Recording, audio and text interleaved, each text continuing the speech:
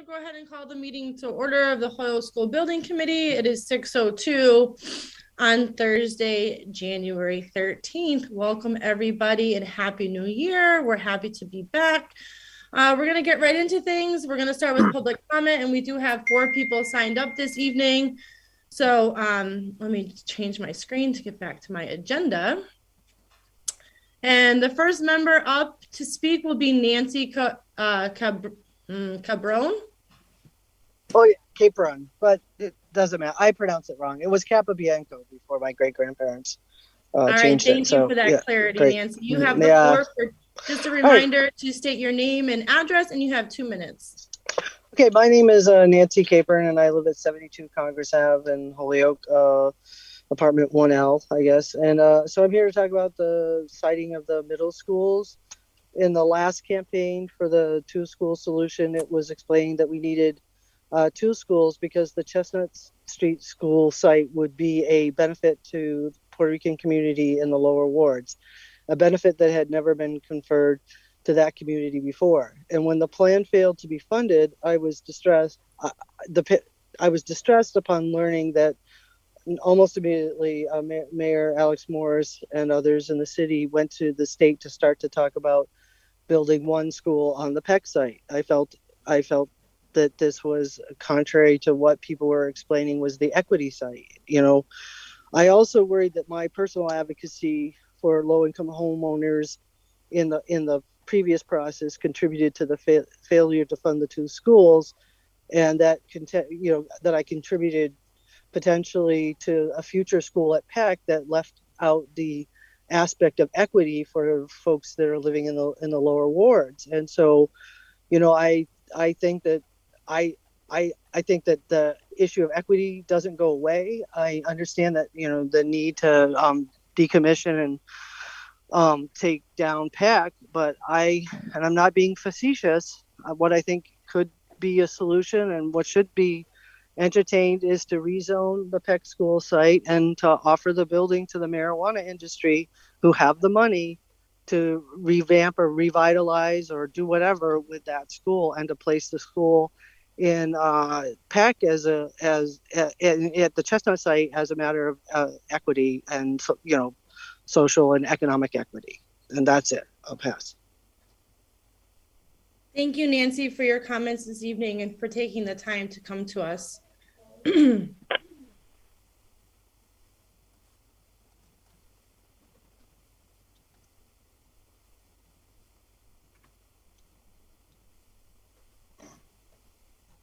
Sorry, I was just looking for the next name, and of course now my agenda is not on my screen. Oh, Juan Anderson Burgos. Is he here though? I'm not sure if I just sent him the Zoom link, so if John Rivera is on, he could go next.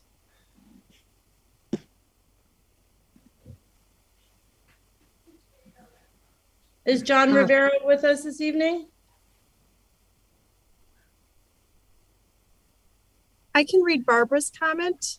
Okay, sounds good. And then we'll check to see if either of the gentlemen came back. Okay. Barbara did not leave her address, sorry. I am not opposed to building a new school. My issues are not building a school like PEC that had problems 5 years in and were not very well addressed. Whoever the builder was should be excluded. Because we are under receivership, they will oversee and make demands as they are in charge. They don't live here, don't know our students, and my concern is their involvement will be about their concerns, not the city of Holyoke. Will the school be equipped with new science equipment, stock library, not cast-offs from former schools? Chromebooks are great, but as we see from remote learning, not the answer for everything. I hope these concerns are aired and answered. All right. Well, thank you, Barbara, for sending your thoughts along. Have either of the gentlemen joined us, Aaron? I know that Juan's having trouble getting on the Zoom.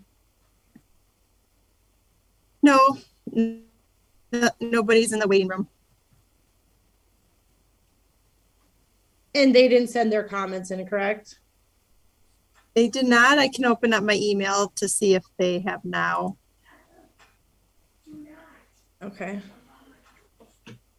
All right, well, we'll move on. And if either gentleman is able to join us, we will certainly, I'm sure everybody wouldn't disagree to come back to public comment if they are able to find their way into the meeting. So I'm going to pass the mic over to Joshua Garcia, who's going to introduce our new members. Sorry, Mayor Garcia. Oh, no worries at all. I'm still trying to get used to it. Hello, everybody. Good evening. Hope people are doing well. I think what I'm going to do every time we start these meetings, have the first thing we do, just short exercise, review the matrix. It was on your agenda. There's a link if it's not in front of you already. It's going to be important that as we continue to proceed forward, that we always are mindful on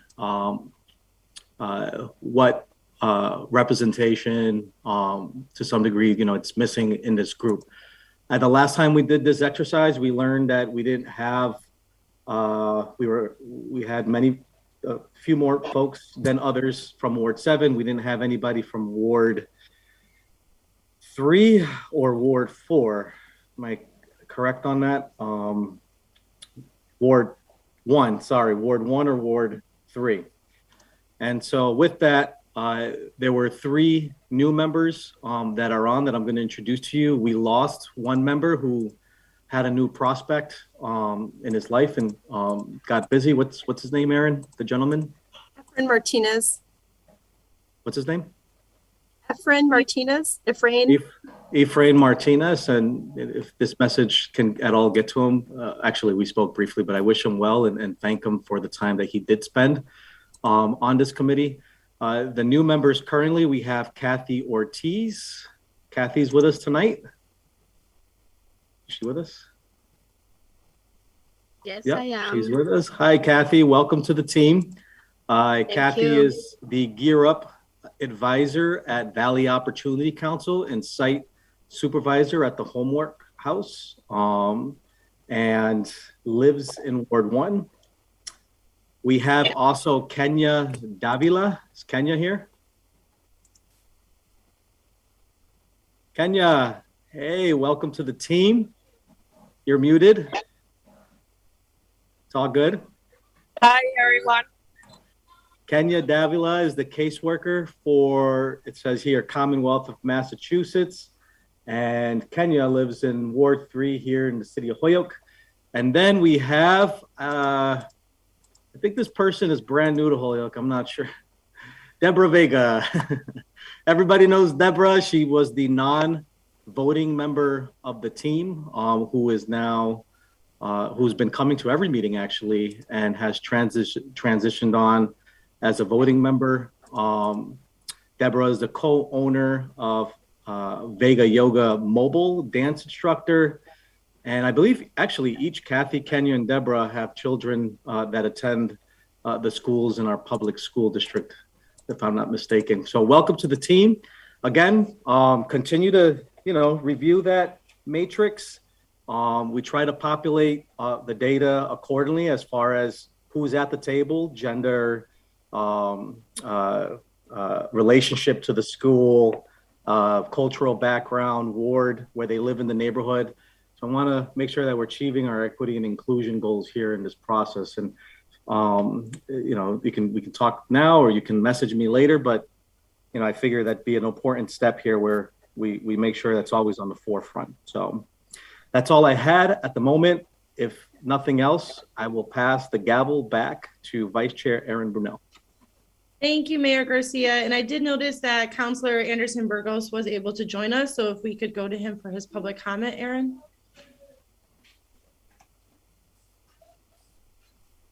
Juan, you have the floor.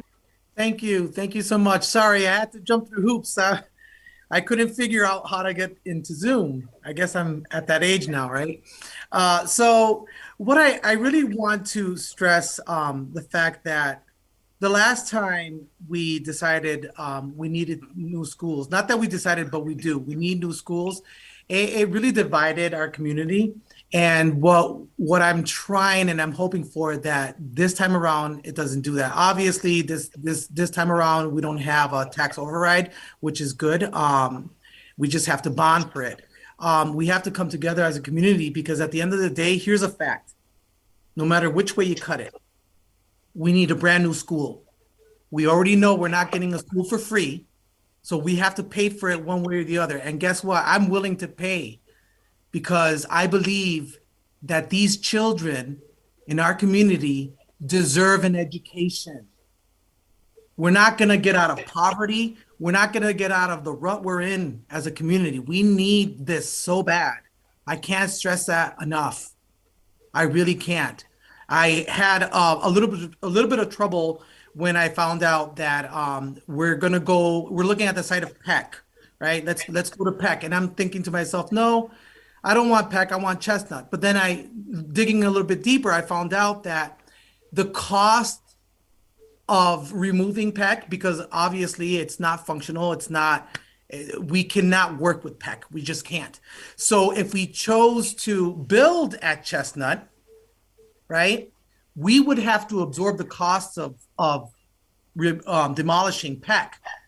So let's build at Peck, get rid of Peck, build a state-of-the-art school building for our children, for the future of the city. And I'm so happy to be here with you all. And I'm looking forward to what everybody can bring to this conversation. Again, let's try to make this about the children and not about division. So thank you so much. Thank you, Councilor Burgos, for joining us. We appreciate your time and your thoughts. Aaron, was the other gentleman able to connect with us, or shall we move forward?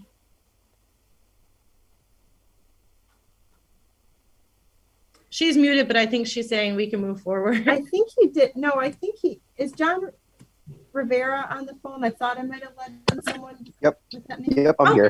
Wonderful. Thank you. Yeah. Thank you for joining Thanks. us, Mr. Rivera. Please state your name, address, and just a reminder that you have 2 minutes and you have the floor. Yeah, thank you. My name is John Rivera, and I live on 2 Laurel, apartment number 3 in Elmwood. And I'd like to second everything that Councilor Juan Anderson Burgos said.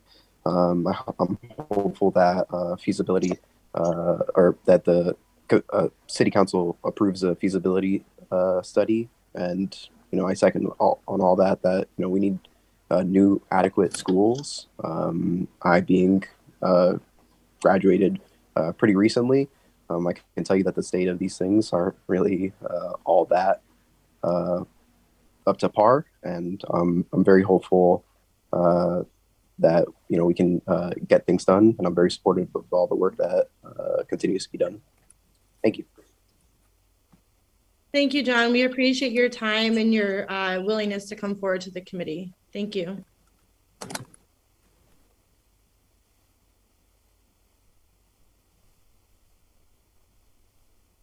All right. Sorry, I have to keep transitioning. I can't seem to keep the agenda open and my screen. Actually, Aaron, can you share the agenda screen so I don't have to keep going back and forth?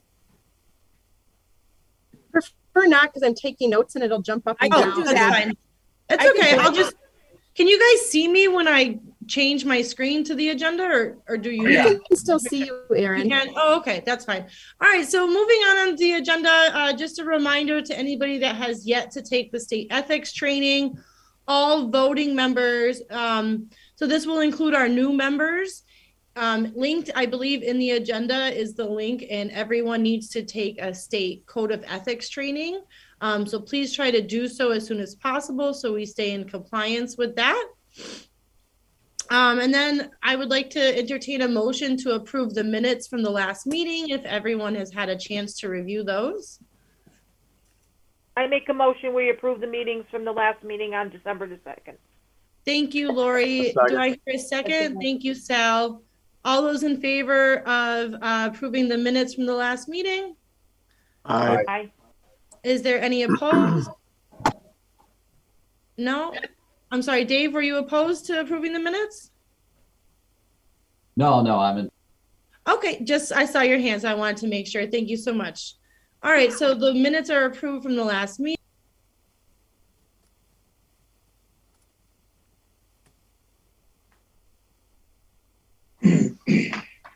Aaron, you're muted again. Yep, sorry about that. Thanks, Josh. So the next item to discuss on the agenda was to discuss how the committee feels about potentially meeting more often. I don't recall who asked for this to be included, whether it was the mayor or just the committee as a whole. So if anybody has any thoughts or discussion they'd like to share on whether or not we need to meet more frequently at this juncture in the process. Mr. Puello, please, by all means. Thanks, Madam Chair. Yeah, I mean, I don't think it's a bad idea. I think I remember suggesting it. I think whenever there's a meeting coming up, at least even to City Council, that's something that maybe we want to share with everybody. Like, I mean, I didn't know there was a meeting coming up to be presented to Finance until I looked at it on the Finance agenda. If I weren't on the committee, I probably wouldn't have known that. So, if there's things that are moving forward, I mean, we need to meet maybe twice a month. I don't think that's too demanding or taxing on the committee. And I don't think that's a bad idea, and I'd really like to hear everybody else's thoughts on it. Thanks a lot. Thanks, Will. Did anybody else want to speak on this? I just would share my thoughts based on previous experience from the previous project.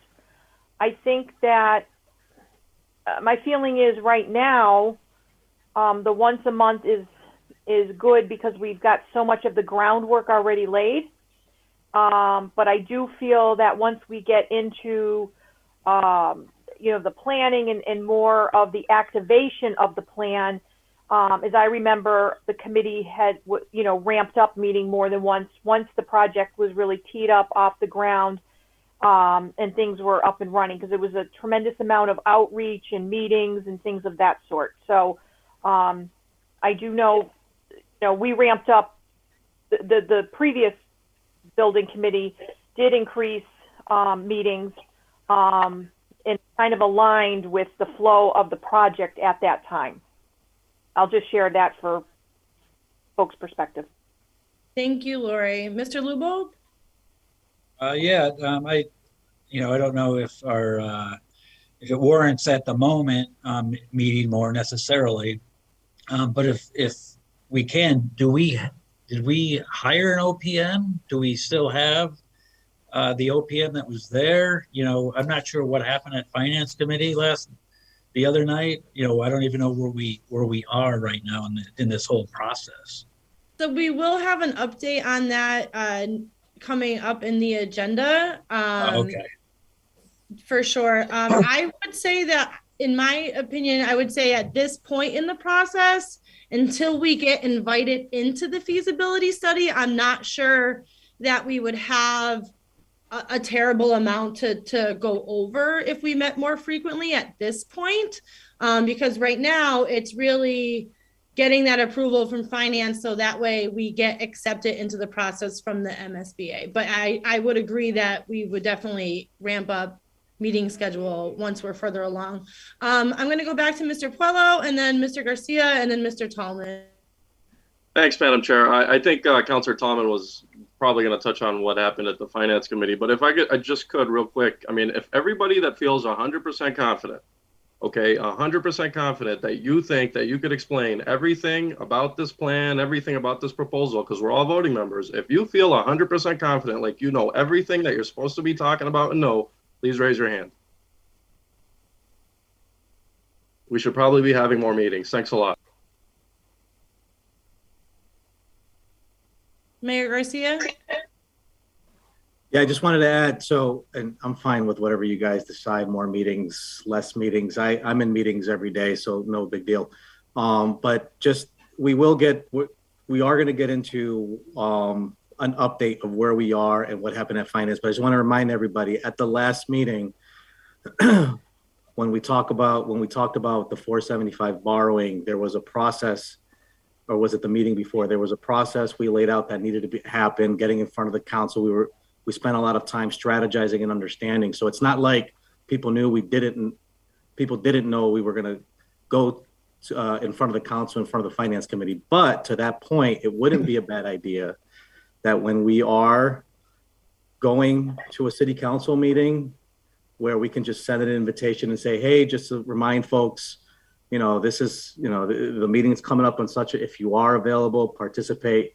But I just wanted to make clear that it's not like nobody didn't know that was a process we were going to undergo, because we're trying to secure the funds necessary to do the feasibility phase of this process, which again, we're going to jump on the agenda here and give everybody an update. And there's been some new leads too, and we'll be talking about that too. So just to be clear.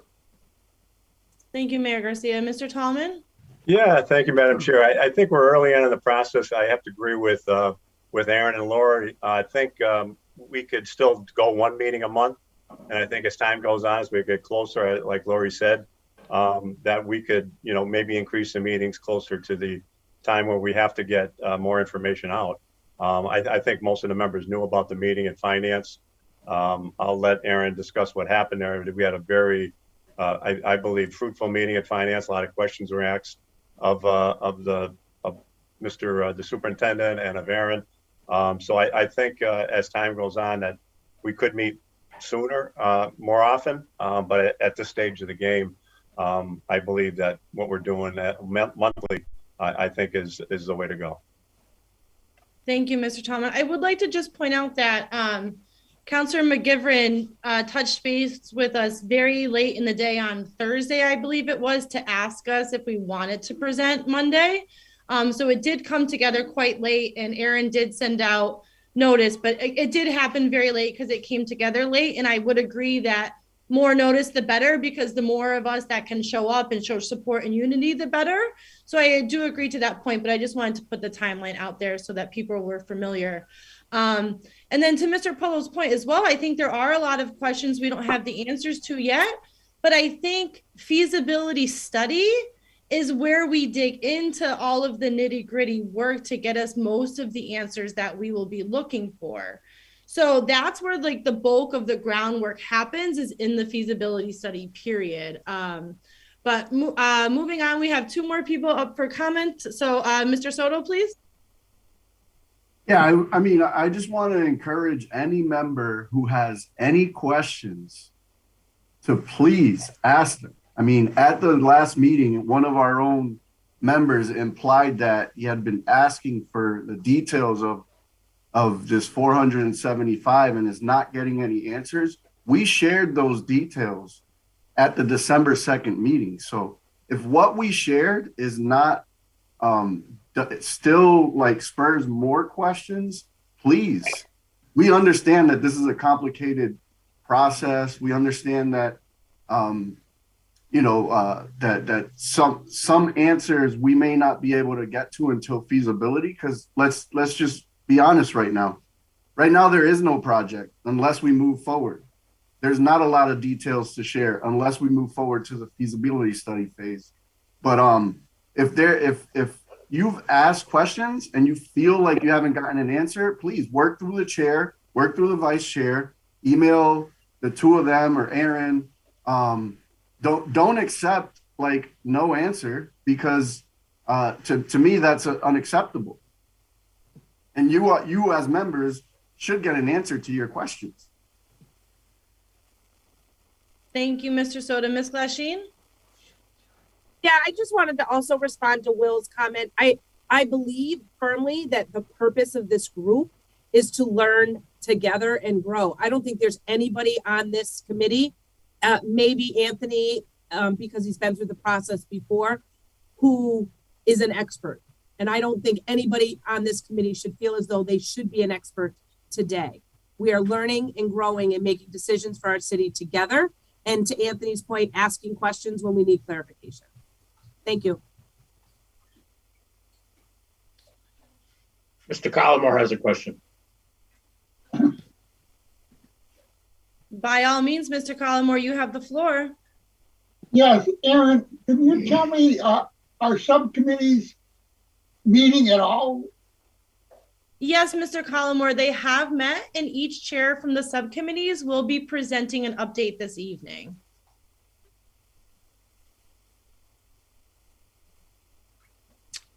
So if we have no further discussion on whether or not to, on the topic of meeting more frequently, and unless somebody wanted to make a formal motion, I'm going to move on. I'd like to make a motion that we meet twice a month or as needed, pending any questions or requests from any members. Can you explain the pending part? I'm sorry. Yeah, pending any requests from members to meet, or if anybody has any questions that they need presented, if we need to bring anybody in to talk about, to give more information. Okay, so you're putting a motion on the floor to suggest that we start meeting by month, or I'm sorry, twice a month? Yeah, at least twice a month or by request of a member. I'll second Counselor's motion. Okay, so we have a motion on the floor to agree as a committee to put up for vote as a Am committee. I allowed to second the motion as a chair? Of course you are. Oh, okay. I have a question, Aaron. Yep, 1 minute, Lori, thank you. So we go discussion before vote, I believe. So go ahead, Lori. So I'm just want to just get clarified with Will's proposal or suggestion. He's proposing twice a month or as needed. So that means that any member who has a question, we would call together a meeting. Would it be a sitting meeting like we have now? Yeah, I mean, can I answer that, Madam Chair? Yes, please. Yeah, I think I trust every member on this committee to know what would warrant a meeting. So if somebody thinks that we need to call a meeting because there's an issue that somebody has something with that would warrant a member, a gathering of this body to vote on something, then I think we should trust every member of the committee to make that decision. So it wouldn't be a sitting time. In other words, like we have a standing, meeting for this meeting. So basically, if somebody would like to call a meeting, it could be whenever, however, it could be. I'm just trying to gauge scheduling and what this looks like. I'm not, because I feel like if we're going to have another meeting, which is twice a month, then I feel it should be standing where people can plan, and that really if we are meeting twice a month, then any member that unless it's like a super important issue, then maybe that, you have 2 bites at the apple twice a month to have that question or issue addressed. That's my. Mayor Garcia, did you want to add to the discussion? Your hand was raised. Yeah, no, and I just second the motion just to support Counselor and keep this open for discussion. I'm with Lori. If we are going to meet twice a month, there's a lot of members here. It's going to be difficult to quickly put meetings together on the fly. If there are issues, yeah, we can immediately get on the agenda for the next meeting if we're meeting twice a month. If there is something that needs attention immediately because there's a clear new information was presented, there's a clear deadline and we got to meet sooner and it's an emergency, I'm fine with that, but just randomly as needed might be a little bit complicated for a lot of people because I know people are very busy, with their personal lives and whatnot. I'm fine with the once a month meeting until things start to pick up and we have to meet more often. There are committee meetings that are happening in between. And I know most of us serve on other boards and other committees and we have children and I'm on every meeting possible and I'm spending a lot of time for my own family too. So we have to also put that into consideration as well.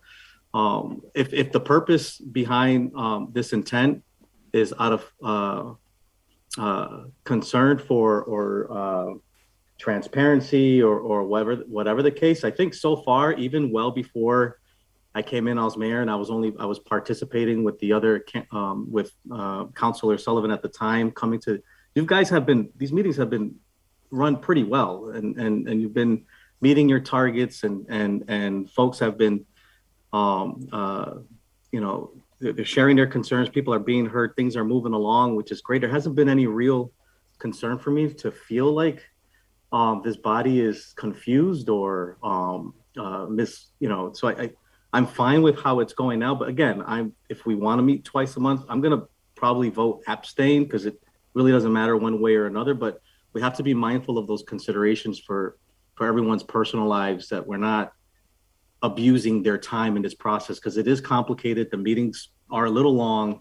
And when we do get into the weeds, I could imagine that things are going to get a little bit more time consuming for all of us in this process. Thank you, Mayor. Chair, I'll call you next, Lori. Mr. Puello had his hand up next. Will? Thank you.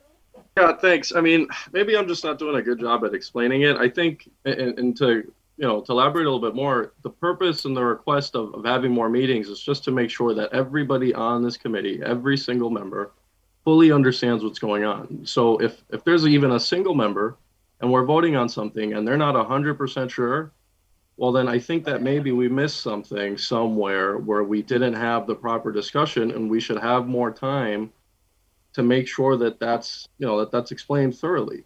So again, and that's why I keep asking, because I feel like the perception is, and I know from other members that it's a fact, that there's people that don't know what's going on. There's some people that don't know. None of us know what's that going we've on. covered. Some things We're that all we've learning covered. together. Yeah, I Let's mean, try yeah. not to interrupt each other, please, gentlemen. Mr. Oh, Polo, did sorry. you have a final thought on that? I'm sorry. Sure. Yeah. I mean, there's certain things we're learning on, but there's certain concrete facts that we don't know. There's things that we keep going back and forth on. Like at one point, I know the building cost wasn't covered. Now it is covered. There's a number of things that we need clarity on that are established facts that we need answers on, and people don't know. And I keep hearing this in the back. This isn't the first time I've heard it. I keep hearing it. Well, when we go to the feasibility study is when we're going to find all these things out. We've done this before. We've already done a feasibility study, so we should have a pretty good idea of what some of these things should be. We should have a pretty good idea of whether or not we got to do simple things like do another study on this or a study on that. And we keep blaming that we don't have a salary study, but I mean, that's just not true. We've done this before. We should have at least an estimation or a basic, some sort of estimate, something, because this is a multi-million-dollar decision. And I don't think that anybody here would want to willingly make a decision without knowing things. So until every member can confidently say, without a doubt, that they know what they can know, right? Because sure, there's certain things that we won't know until the feasibility study's done. But the things that we can know and we can find out, until every member knows that, I don't think that's not the right way to move forward with this.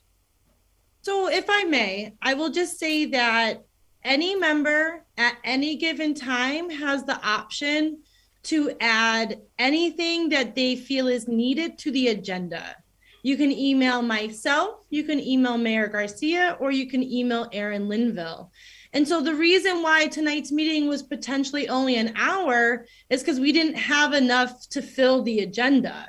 So if this meeting was going to be 3 to 4 hours and we had 35 talking points, I would absolutely agree that we needed another meeting.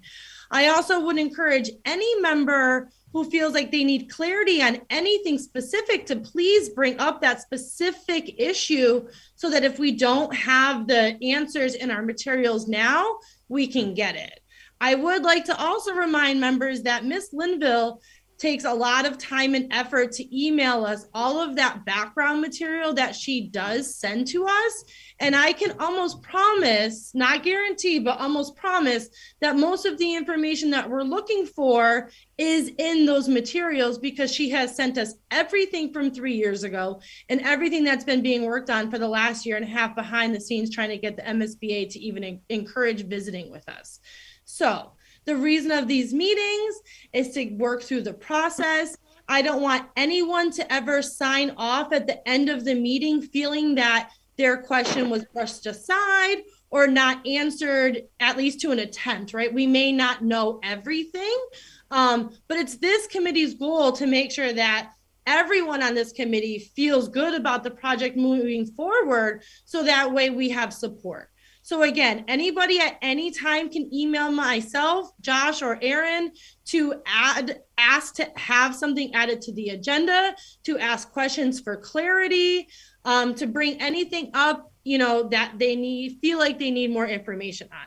So I would like to just remind everybody that right now the discussion point is to whether or not we're going to meet more frequently. So I'm going to take the next two comments, which would be Mr. Yost and Mr. Lubold, and then we're going to go ahead and put this for a vote. Mr. Yost? Yes, thank you, Madam Chair. You actually just suggested exactly the same thing I was about to, that all members can submit agenda items, and that if we get to the point where it would require another meeting, at that point we'd have a second meeting. But it doesn't make much sense just to schedule a meeting when we don't have things for the agenda. But letting all members submit, I think, would be the best approach. Aaron, you, could I? Mr. Yost. offer I'm a sorry, comment? Lori, I did forget to call on you. I apologize. You can go now, and then Mr. Lubel, you'll be next. Sorry, Just Lori. a quick comment.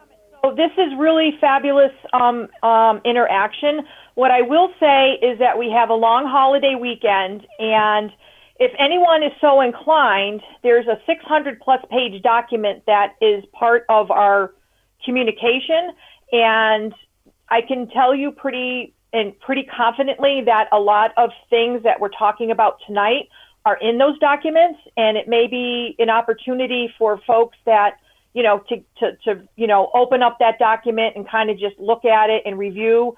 And that would be my first point. My second point is that, I think there's so many of us that want to skip ahead and kind of get in front of where we are at. And so I just think that we need to be cognizant that it's a process. We have to be aware of steps, and they should be aligned where we are in the process. Because if we skip ahead and kind of anticipate and have questions, that gets us into this mode of maybe we're not getting the information or not. It's a very methodical process, very detailed. Erin has done an amazing job, and I just have to thank her for her time for this. But I would encourage folks that have these kind of questions. I can, like I said, confidently say, the information is there. You just have to, open it up and you maybe have a glass of wine and start reading. But I'll leave it at that. Thank you. Thank you. Mr. Lubel? Yeah, I was going to actually recommend the same thing. There is a ton of information in that 600-page document. And also, I think what would be helpful, a lot of the nuts and bolts get put together probably in subcommittee meetings, but we don't really a list of when those meetings are. I don't know who's met, what those committees, talked about, because I wouldn't mind, I know Mr. Yost had a finance meeting. I went to that. I had a design meeting. They came to that design meeting, but I also emailed everybody about when that was. So I would like to get, if a chair calls a subcommittee meeting, when that is, the time and when we can, how we can access that meeting. I think that would help a lot as well.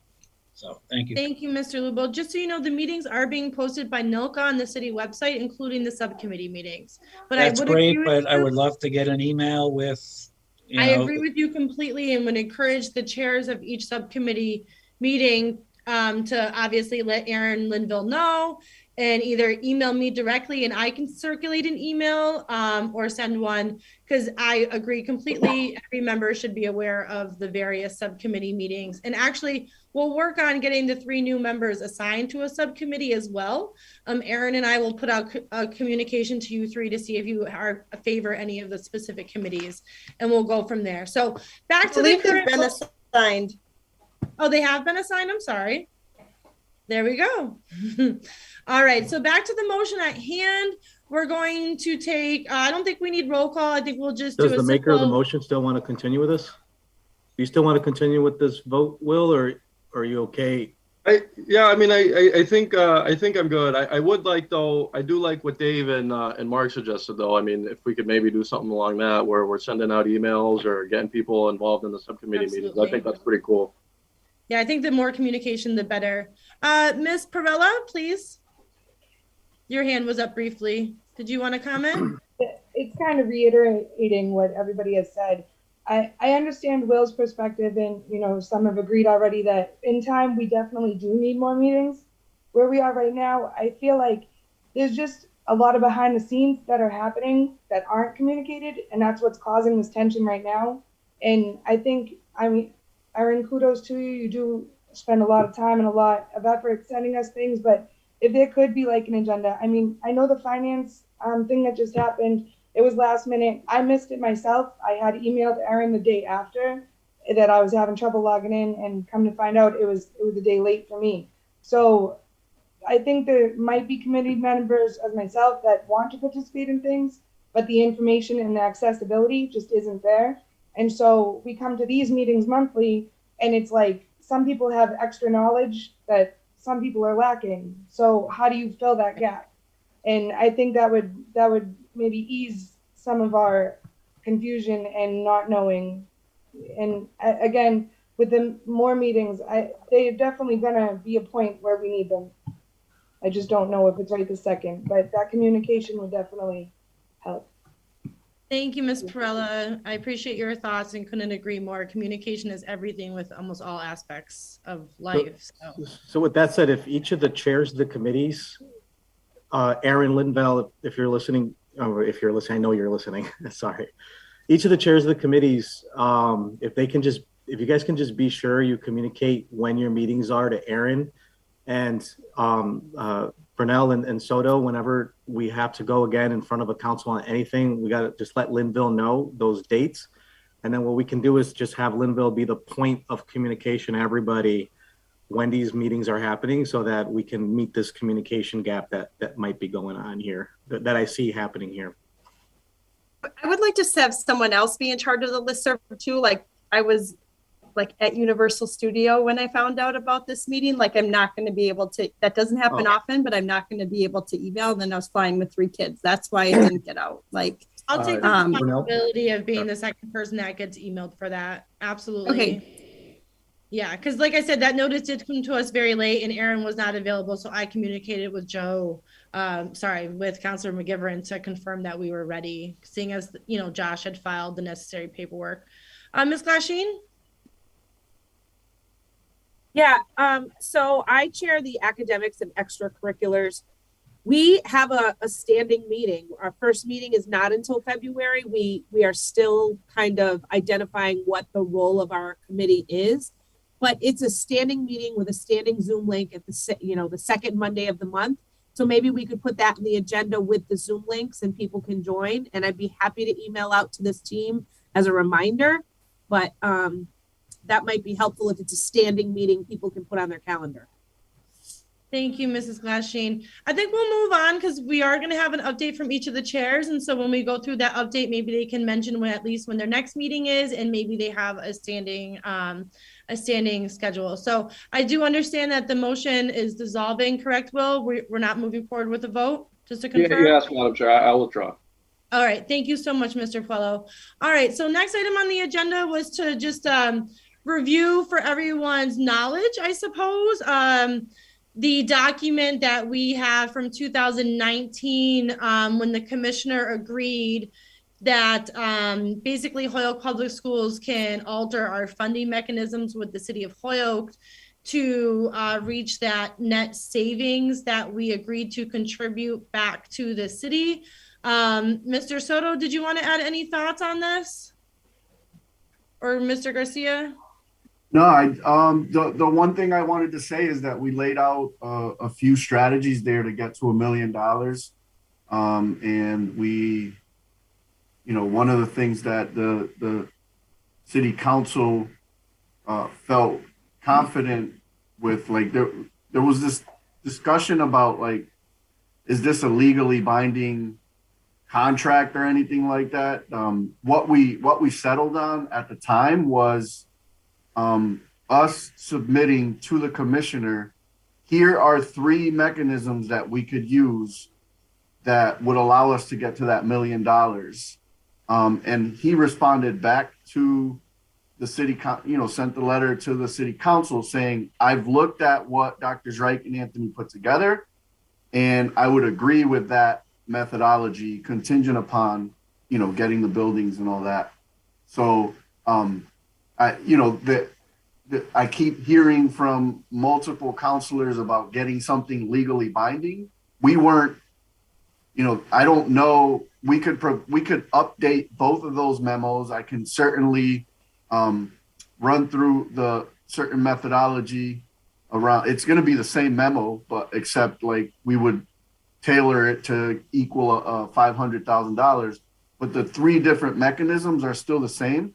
And the commissioner has verbally expressed that, one school he would be okay with, the 3 methodologies, and Josh and I would work out those details that would then live on throughout the life of the bond. But I don't know if that's going to satisfy some people that want to see something that's legally binding.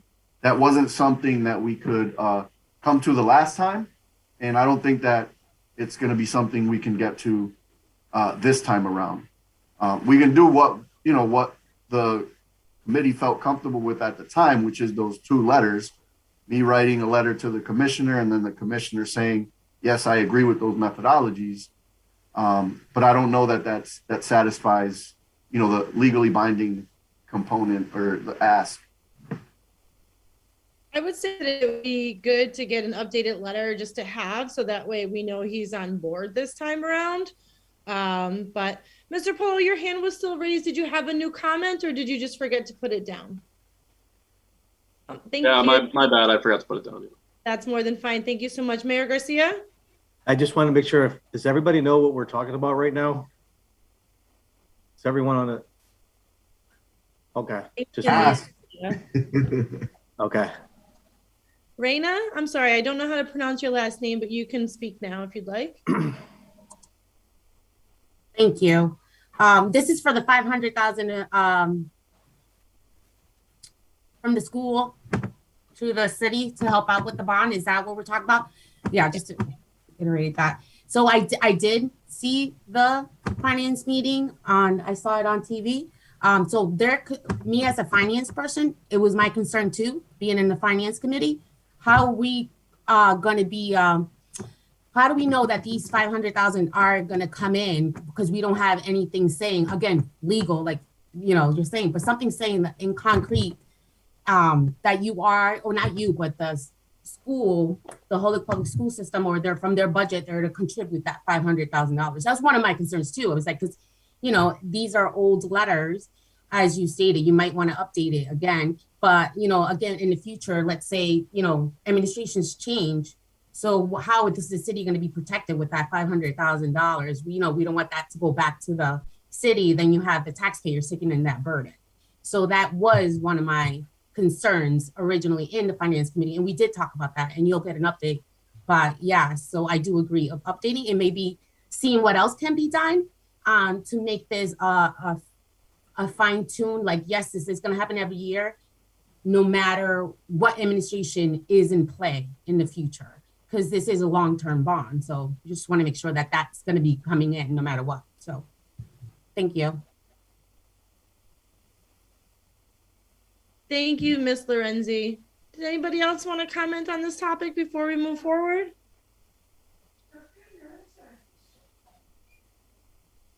Mr. Yost? Yeah, I can just say pretty much the same thing.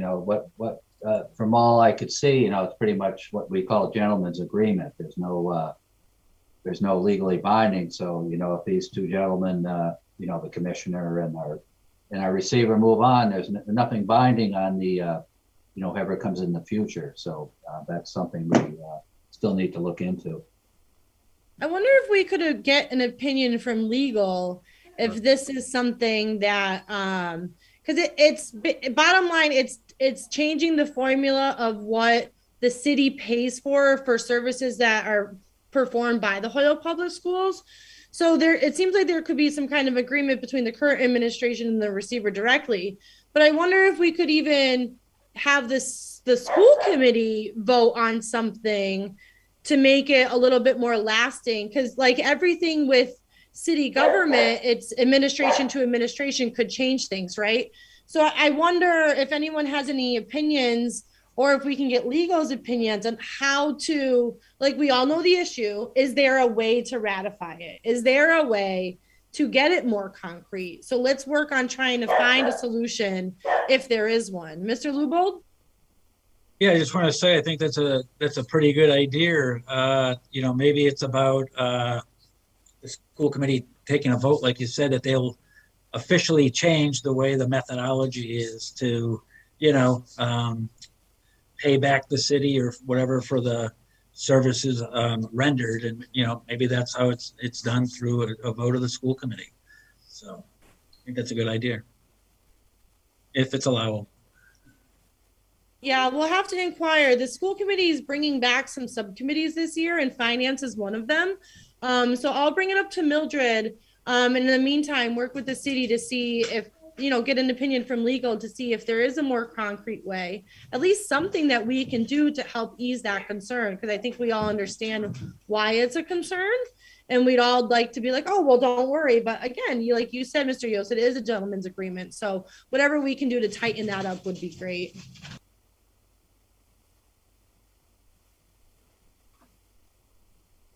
All right. Mr. Tallman, please. Yeah, thank you, Madam Chair. I think that's a good idea, and I think as everybody knows, the administration change, counselors change, people in DESE are going to change. So any way that you could be put into some kind of agreement with the law department, either you're with the schools or with the city council, and whatever the school committee can do to try to put something in writing stating that, this is going to happen from, 2026 to 2046, and this money is always going to be paid for or put into taken off of the Hoyok's, account, and the school is going to cover that account. And it's not like, I think the average person, it's not like the school is going to write out a check for $500,000 to the city. It's going to be like an offset. So I think that's important to let people know that too. Thank you. Right. Yeah. So basically the city, we're going to pay for services that the city currently pays for, I think is how that agreement balances out. Right, Mr. Soto?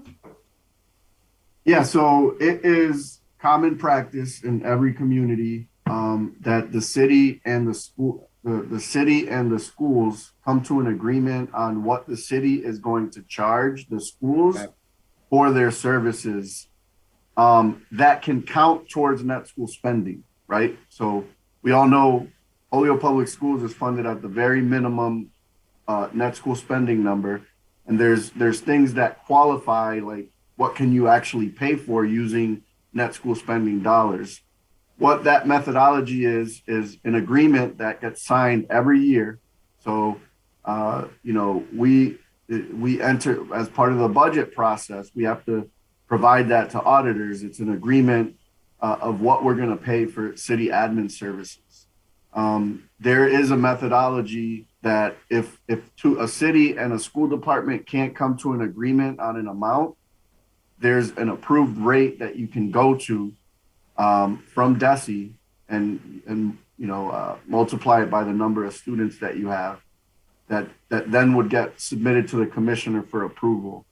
So changing the methodology would mean that we get a ton of money from the state for Chapter 70, and the city has to fund us at net school spending, but it would basically reduce the amount of money the city has to give us by a significant amount, because the amount that they're withholding for admin services is significantly higher. So the commissioner looked at that and said, I agree with this in concept, as long as the two buildings are built and they're saving there's operational savings.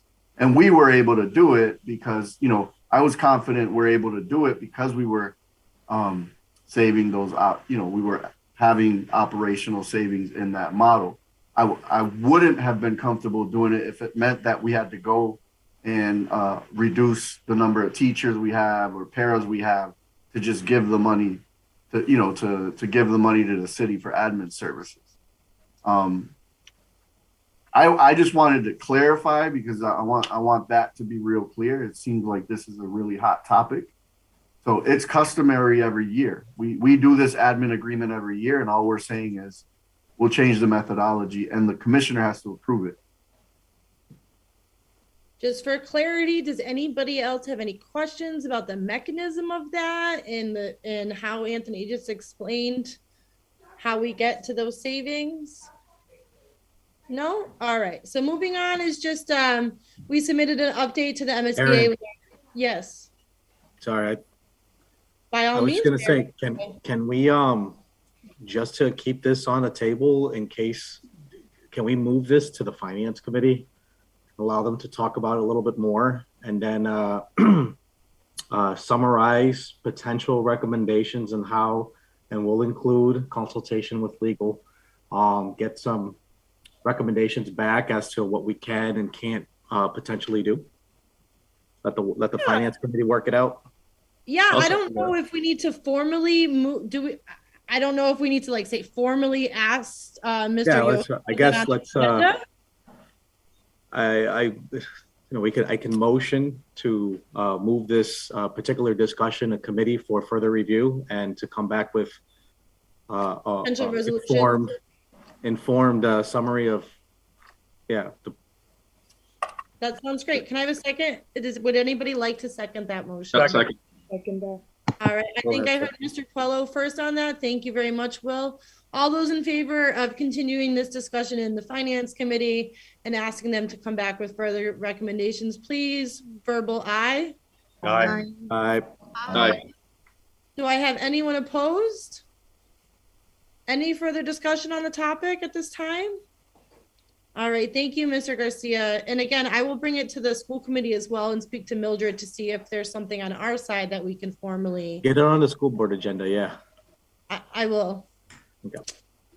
Make a note, school committee letter. Okay, so the next two things on the agenda is just updating the MSBC membership, which we have done, and consider adding the additional members, which we have done. Does anybody else want to add any additional conversation to whether or not they feel as though we're lacking any representation or need to add any more members at this time?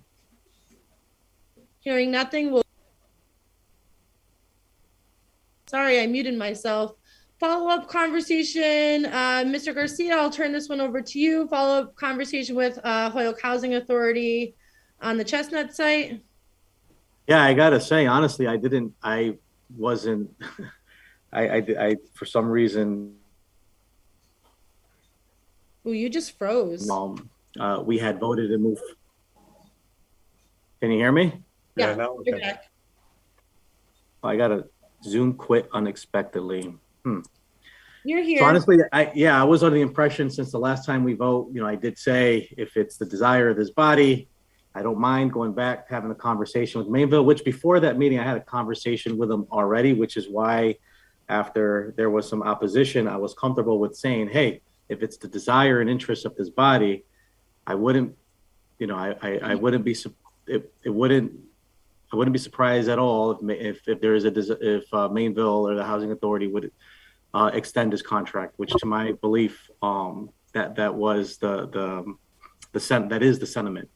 But nevertheless, we talked about it extensively. We did the vote, and so that is why after that meeting, I did not have a follow-up conversation with Mainville. Okay. Anybody need any discussion points on this before we move forward? Mr. Puello? Thanks, Madam Chair. I just wanted to say I think Sal had his hand up before on the previous question for adding some other members, and then after he goes out. Thank you, Mr. Puello. Sal, did you have something you want to add? I apologize if I missed you. Sorry, I'm not sure how to present this, but as far as thinking greater community wide and the public relations aspect of this, the big push, or what I think that has to be thought about, is the expansion of vocational at Dean. I'm sure everyone's aware of that. The school was built for 800 students. Before STEM got there was about 230. They're up to about 320 STEM. We're at about 270. So the building is not at capacity. I think leveraging, or somehow in that PR piece, the push to expand the vocational and the trades might be a good idea. I'm not sure exactly what kind of person would represent vocational ed within our community, but that's a huge diamond in the rough right now. They have bounced back incredibly over the last 3 years. It's a desirable place to be, and they have a waiting list.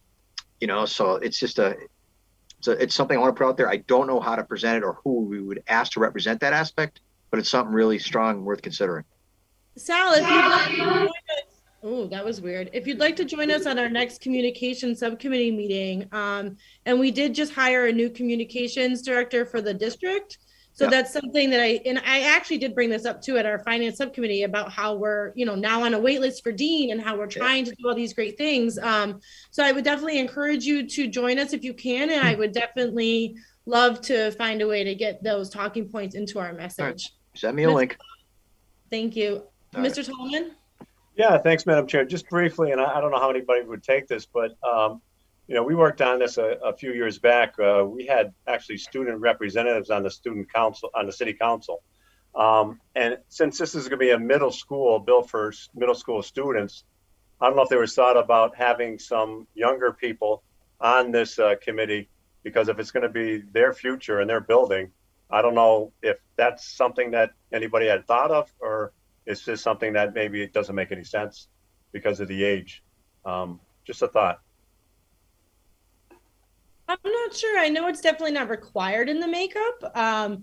We have done student surveys, I believe, but I would love to hear from youth as much as possible. So I don't know if that's something that we can try to look into further. But it's definitely something we can again bring up at the communication subcommittee meeting, or discuss further now if anybody else has further thoughts on how we would go about doing so. Mr. Soto? I have a middle school cabinet that I've yet to meet with. So as part of elevating school voice, I have a high school cabinet that I meet with quarterly, and then a middle school cabinet that I'm supposed to be meeting with regularly. We've been struggling to get middle school students to sign up for this advisory board, but I think once we put that advisory board together, it would be good for us to make this a topic. Where we're going to have several middle school students, probably up to 10 middle school students that'll meet with me on a quarterly basis, and just to provide input and to elevate their voice as students. And I think this is obviously one of the topics that should be presented to them so that we can hear from them. And then from there, we could probably find a student that might be interested. I mean, it is a younger age group to commit to like meetings at night or anything like that, but I think that would be a good place to start. Hey, I got a 7th grader and a 5th grader if anybody needs an opinion in the meantime. Mrs. Vega? Hi, good evening, everyone. I just want to follow up saying thank you to Superintendent Soto. I love involving the youth. I love all this discussion. But I also want to follow up to Sal's comment about PR and the public. Do we have any awesome, I'm sure we have a bunch of success stories that have students that have come out of Dean in the vocational avenues and have had great success and loved Dean and would love to talk about the success of the vocational program. I think that would be, straight from the students that have experienced it. So. Mr. Soto was like me. Kathy, I did see your hand up, but now it's down. If you still wanted to make a comment, please do so. Oh, sure. I just wanted to say two things. First, I think a good platform for middle schoolers will be when the planning for their school per se, what is the school going to look like, will be like a good area for them to participate, just because the school is going to be for them. And then the second thing that I wanted to say, as a Gear Up advisor, I worked last year with the middle schoolers from PEC that they were going into the vocational school, some of them get in. They have like really good stories, like they're still in communication with me, thanking me about helping them to get them into the schools. So I think would be a good area to talk to the freshmen, especially those who were part of the Gear Up program, to see, how the program has helped them to be more successful. I think about other career path opportunities like the vocational school. I think it's a really good opportunity to create a new partnership with the schools and have those voices, especially the freshman students, like to talk about their experience so far in the school. Thank you. Thank you, Kathy. I really appreciate tonight and the diversity of people that are raising their hands and getting into the conversation. It's really good that we hear from as many people on the committee as possible on all points. So thank you for your thoughts. I'm going to move forward if that's all right with everybody. I don't see any other hands raised at this time. So the next thing, sorry, Mr. Lubold, by all means. I just wanted to get back to what the mayor had said earlier. Are we back on that subject now? We kind of just breezed by that. I just wanted to, voice my opinion. I feel we're cutting ourselves short by not having Chestnut Street as a potential, not for the site, but just for something to look at in addition to Peck. And, I think there's a lot of pluses to look at by having it there and at Peck and weighing it all out. And I know looking at the Holyoke Housing Authority's plan for 2022, there's no mention whatsoever in there about developing anywhere really outside of South Holyoke, and I think near Falls City Towers. So, they might be open, to extending that letter out into the future. And, I wouldn't mind to keep that site open as just a potential to look at. I know what Mr. Anderson Burgos said earlier. Peck has to come down. It's bad, but also we can, as I said the last time, we can build on Chestnut and still knock Peck down. So, if the goal is to build a second middle school at some point, to start that process in 5 to 8 years, we don't have the parcels available in the city.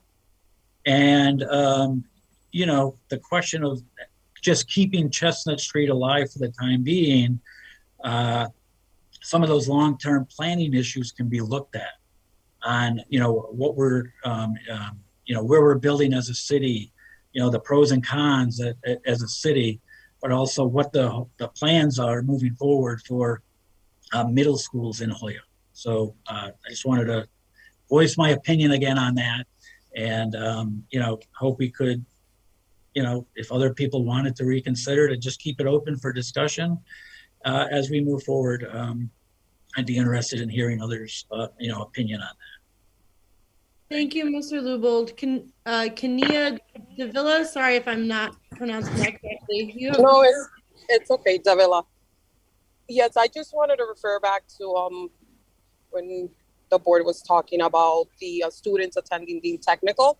I have a student that is a senior at Dean Tech.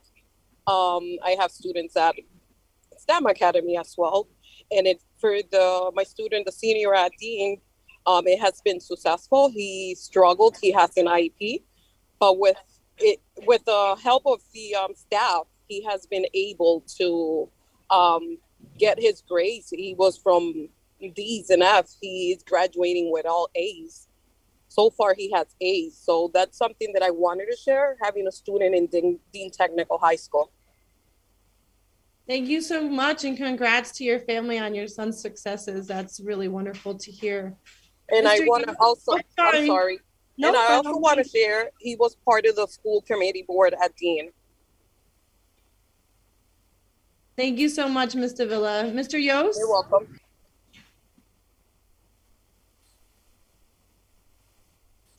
Yes, getting back to Mr. Lubold's point, I guess to kind of make an analogy, I guess today or yesterday was the 2050th anniversary of Julius Caesar crossing the Rubicon. And, the story was once he crossed it, he was at war, there was no turning back. And I think we may have crossed the Rubicon too early ourselves on the siting question. Particularly to look at I added it to, or I sent it to Erin Linville. She added to the agenda the requirements for a reimbursement for demolition. I think we definitely need to look into that more carefully. We're kind of assuming that they'll pay a significant part of that, but from what I'm seeing, that may not be the case. So I think we definitely should try and keep that option open. Thank you, Mr. Yost. Any further discussion at this time, folks? Ms. Davila, if you could lower your hand if you know how to do that, thank you. All right, folks, I'm going to continue on. So the next 2 points, we submitted updated MSBA membership, submitted the updated school building committee membership to the MSBA. Nilka took care of that. We considered adding new members, which we have done so, and I believe no one had added discussion to add any potential further ones at this point. We had the follow-up conversation with Mayor Garcia regarding the housing authority. So securing the appropriate paperwork. So Mr. Garcia did submit, Mayor Garcia did submit that. And as we briefly mentioned, we were asked last minute to be on the finance subcommittee meeting, which happened this past Monday. So now would be a good point to give an update from that. So I will start, and Mr. Soto and Mr. Garcia and Mr. Yost was in attendance as well. Mr. Plillo was there, Mr. Tallman was there. So if anybody has any additional thoughts that you think I missed or don't cover, please feel free to add to this after myself. So overall, I think it went okay. I think we're being asked to answer questions that normally would come up during the feasibility study, but because we were in the process 3.5 years ago, there's the projection that we should have most of that information already. Excuse my dog in the background. Excuse me.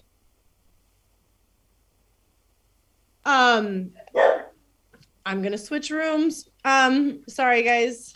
All right, so I think one of the main questions Councilor Jordan had is, well, why do we even need to enter feasibility study if we have already gone through the process? So if you read through the quote from the current architect and OP, you'll see in there is the outline of what their tasks will include through the feasibility process. So I will be forwarding that information onto the city council as well. Some of the other questions they asked is they were looking again for concrete resolution to how the schools can supplement that 500,000. But then I think one thing that I don't really understand, and maybe Mr. Tallman being an experienced, longstanding city councilor can help us understand, was one of Councilor Jordan's points was basically like, well, if the city bonds for this, how can you guarantee us that we're not going to find financial hardship at some point in the future? And I just feel like that's somewhat unreasonable because we can't guarantee where the city will be in 10, 15, 20, 30 years. Anything could happen anywhere in any city department. So I just don't feel as though it's fair to say that this project should be contingent on, something else not happening. For example, the city just had to bond for new DPW trucks. I'm sure before they took that vote, they said, well, we'll take this vote, but not if that means, we might not be able to afford something else. So I just felt like that was kind of a interesting point, but I want to be able to ideally have not only this committee's unanimous support for the project, but the finance committee's unanimous support for the project, and ultimately the full city council's support for the project. So I guess it's like, well, how do we provide him the information he's looking for when that's not really our avenue? So we discussed with Mr. Soto and Mr. Garcia, reconnecting with the city solicitor who brought forth her opinion earlier in 2021 about the city's financial position. So I know we'll be looking to do that. And then I think that was all for questions that I had noted. Let me double check my notes here. One of the other things we did bring up briefly, which we will discuss in more detail shortly here in this committee, is the potential for a model school option and how that may decrease the overall cost of the project for the long run. This was brought up to Mayor Garcia from Jack, who was one of the executives over at the MSBA just before the meeting. So we don't have a lot of information on that yet, but we will of course be gathering more. But, overall, I think it went fairly well. I think, we were able to answer most of their questions. Some questions, of course, we're getting back to them with, but I think that we do have the information for most of what they're looking for, except for being able to guarantee that the city is not going to need to borrow money for something else at some point in the future, which really is not our committee's place to entertain. Mr. Soto, did you have something you could add for me? Yeah, I mean, I guess I want to share a little concern about the meeting. There were some comments made at the meeting that did not seem like this project could potentially move forward. Like there was some hesitation, and which was confusing to me because look, I want to be completely honest with you. We shouldn't have been invited back into the pipeline after the failed vote. Like normally the MSBA doesn't do that. What they came to us on the side, they said, look, the likeliness of you guys coming back, getting back in the pipeline, unless I get a resolution from the city council that says you've looked at your finances already and you guys are unified and in agreement, we're probably not going to invite you in. And I'm just going to read the resolution. The city council resolution says that the Holyoke City Council endorses the plan to apply to build one new middle school of 550 students and has received information from our financial advisors indicating that the city has the capacity to finance the construction. The resolution was approved by the joint and city council, and it was unanimous. There were no nays there. There was one person absent. And now we're trying to get money for a visa. Like the resolution says that they've already looked at it and are ready to get in, which led the MSBA to, okay, we'll invite you in. And now we're at like, it feels like, no, well, before we even want to get to feasibility phase, we got to, like, there seems like these walls, and I'm worried about when that, I do have concerns when that happens publicly and potentially the MSBA is watching. Regardless of what people feel about the rate, a new middle school would have been, new middle school at the time at PEC was $74 million, of which the city would have paid $30 million and the MSBA would have paid $44 million. If we, so, and I'm giving you my opinion. This is purely my opinion. If we do not, if this project does not go through, the likeliness of us ever being able to participate in a core project is probably slim to none. In that scenario, we would have paid $30 million and MSBA would have paid 58%, which is $44 million. If we ever need a new school, if this doesn't go through and we ever need a new school, and that 74 million would be 100%. But where I hope you guys, I'm not frustrated. I'm very passionate about this because we've been working on it for the last 3 or 4 years. And I really, with that resolution, I was so happy to hear that unanimously the city council was okay with it.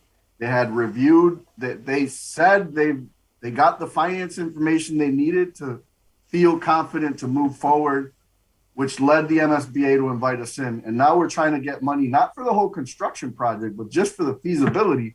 And we're running into hurdles. I'm okay with questions. What I think is concerning to me is the questions are fine. Questions, like anybody who has questions should get their questions answered. But it seems like that resolution is not necessarily holding weight right now. That's what it felt like. But other than that, I feel like we presented all of the information. We presented really what the next step is like we've done everything that we could to get invited into the next phase of this project, which is feasibility. The one thing that remains to be done is secure a vote from the city council to appropriate funding for a feasibility study. That is the one thing. If that doesn't happen, we don't move forward to the feasibility process, and then there's no conversation about site. There's no conversation about budget, about anything. We just don't move forward. And that is the single thing that is the next step, is securing a city council vote so that we can we can be invited into the MSBA, into the feasibility phase. So I'm sorry if order is the next step, but we'll talk about that in a moment. Go ahead, Soto. Yeah, I'm sorry if I'm a little passionate, but yeah, I'm a little passionate. Aaron? Yep, Lori, I will get to you. There's 3 people ahead of you. I have a list. Thank you, Lori. I mean, you have every right to be passionate, Mr. Soto, and I couldn't agree with you more. I mean, if we didn't have confidence in the city council, we never would have even started the process again. So I understand where you're coming from. So I have Mr. Yost, Mr. Lubold, Mr. Puello, and then Lori. So Mr. Yost? Yes, well, since Mr. Soto mentioned, I actually did have every expectation we'd get back in the second time, but I do agree this time we have to get it right. But as far as the bonding goes, it's not really, about emergency things come up, but and we talked a lot about this in our own finance subcommittee. We want to get an idea of what current bonding needs are going to be. DPW trucks, things like that, things that we can anticipate. So I think that was more of the question, from the city council finance committee. What can be anticipated as other bonding needs. How the bond for the school would fit in with that. Not just emergencies that we can't anticipate. Thank you for that. I mean, correct me if I'm wrong though, but wasn't the presentation from, I believe, the solicitor taking into account like what was coming offline versus what could be added to show that we still had affordability? I mean, at any point, in 3 years, are they going to need a new fire engine? Maybe, but do we put schools on hold because we might need a new fire engine in 3 years? That's the hard thing with the conversation. What's weird? Just to follow up that. Yep. That presentation was, all she had was what was coming off, but nothing of what was coming on. We just, as we said, we talked about in our own committee, we'd like, some idea of what we can anticipate is going to be coming on. Not, it looks like, everything's going to come off and we'll never bond again, but obviously that's not realistic. So we want, some kind of, what we can anticipate is going to come on for other bonding. Or how could we get that information to be able to be more secure in our statements of affordability? So we don't have, the city isn't, and this is part of the frustrating thing of. They didn't forecast that, right? There's no financial or capital improvement plan of any kind currently for these things. But also I think to Mr. Yost's point there, if that was the case, how he's commenting it, that's fine. But that's not how it was laid out the finance committee. What Councilor Jourdain said was that if we can guarantee there's nothing else coming that we have to bond for, that most likely he might, support it. But, so can the mayor promise that there's not going to be anything else that we got to bond for what, and I said that it would be irresponsible for me to make that level of commitment, not knowing right now what's coming down the pipeline. Sorry, I cut the order here. It's okay. Mr. Lubold? Thank you. I just wanted to ask, did tabling this vote do anything to the timeline? No. So luckily we have plenty of time. The earlier we could get a resolution from the city council, the earlier we could be on the MSBA's agenda, the earlier we could actually secure our designer and OP and begin our process. The ultimate deadline is to have a city council vote by April 29th, and then we would be on the MSBA's June meeting agenda. Ideally, we were looking for a decision from the city council by February, so that way we could be on their March agenda.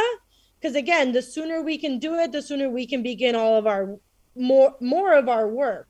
So the longer it takes finance to get what they feel they need, to take a vote, to get back to the city council But so yes, the deadline is April 29th to have secured the city council funding transit movement. If that answers Do you know your- when the next finance committee meeting is? I think Mr. Puello or Mr. Tallman should know because they're luckily, see, we have two people We on got that two members. on our committee. Oh, We lucky only us. need 3 votes. Like we should be able to get this done, folks. Come on. Mr. Puello, do you know when your next meeting is scheduled for, or is that yet to be scheduled? I don't think it's been scheduled yet, but I defer to Mr. Tallman. 31st. If I'm not mistaken, I think it's as there's needed, right? So if Oh, you have there it is, agenda- 31st. 31st, January 31st. Okay. But, So ideally, Councilor we Puello had a could, question. if we had the information, which I'm sure we will have some. So I'm sure we will be requesting to get on that meeting's agenda as well. So if everybody wants to plan for that, and we can do our legwork in the meantime to try to get on that. Mr. Yeah, Puello, you- well, I just wanted to say too, I think the finance committee needs to understand the risk of keeping PEC open. And if we aren't on the MSBA's, system for reimbursement, that we're on the hook for 100%. Where's that money come from?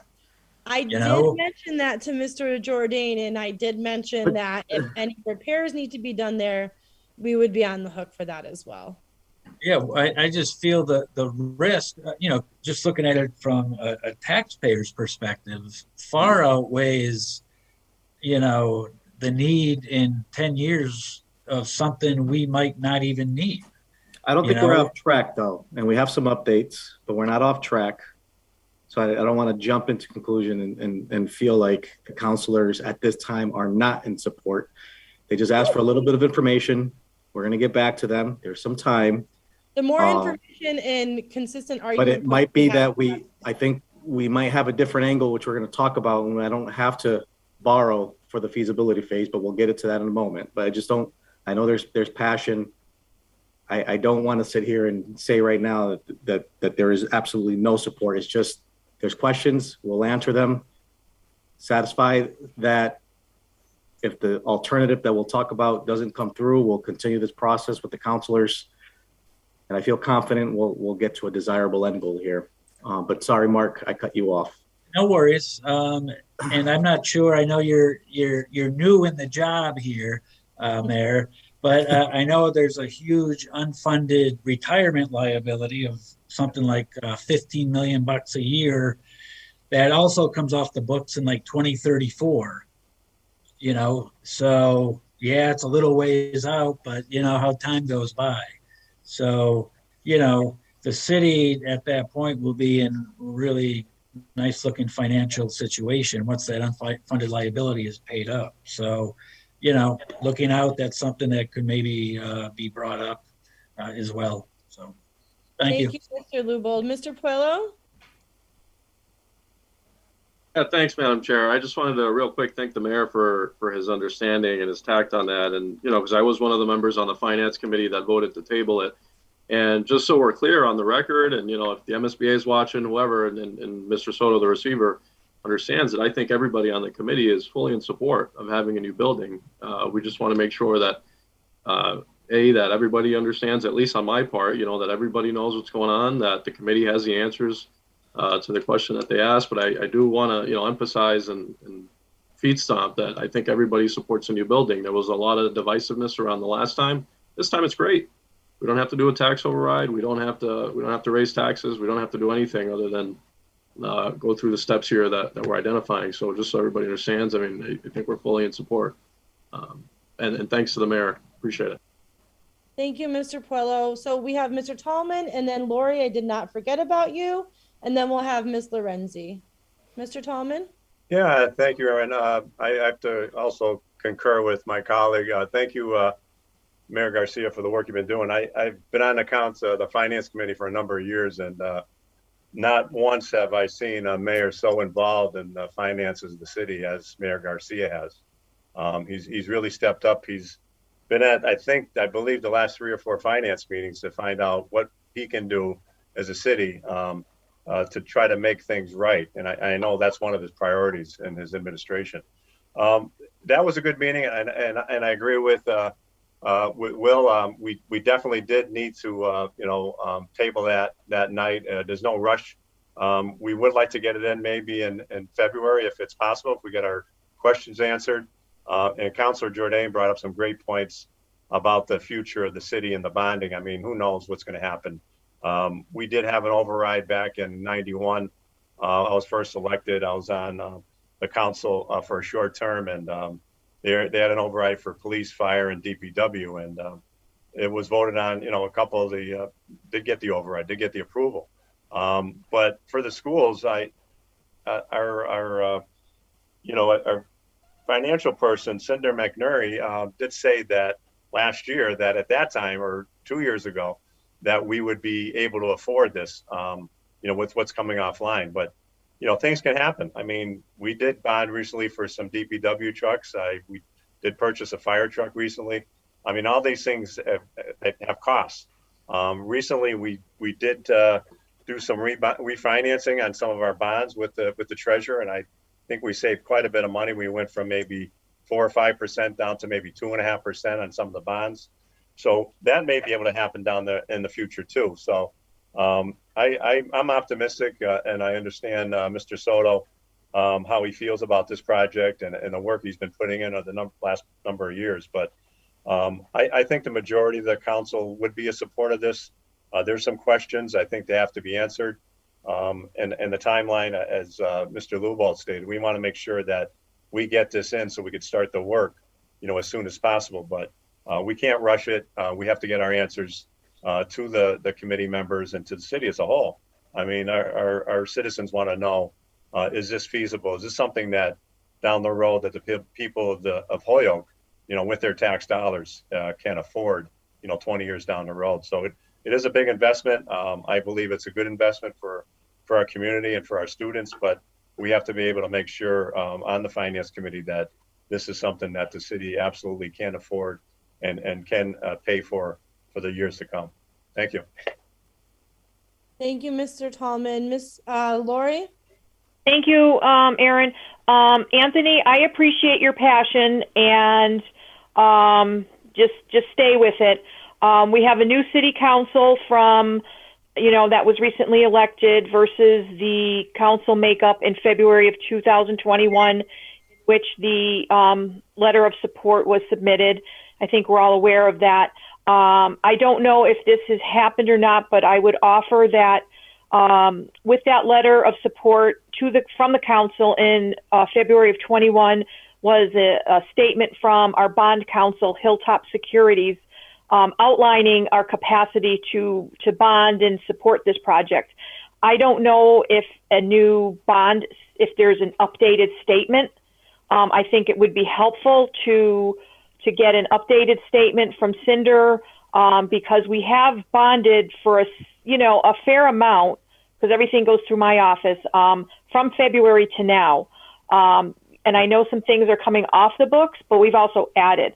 And just looking at strategies for this committee, I think it would be helpful to reach out to Cinder, get an updated statement, talk to Katie because she's refinanced some things, and loop all of that together as something that's a current document with figures that this committee has in hand. That would be my first suggestion. My second suggestion would be is after that data comes in, is that, the mayor and his finance team and possibly this committee, I'm not sure, would look at the global picture, our bonding picture. I'm not sure if it's ever smart or fruitful for any community to bond at 100% of what they can bond for. But I think that if it was presented that, here's what the city has in our bonding capacity, and out of our bonding capacity, we're going to dedicate, 65% to the school project. And that still leaves a 35%, rainy day fund for an emergency. Based on kind of what the tone and some of the feedback and the comments, I think this is something that if we can clarify and keep a step ahead of some of the questions and things that have come out, I think it would be helpful. And it would also show, I think, that, the mayor is managing the finances, allowing for a rainy day fund, yet we have the capacity to support the schools. Those are my suggestions. Thank you. Thank you, Lori. I think that's a very good suggestion.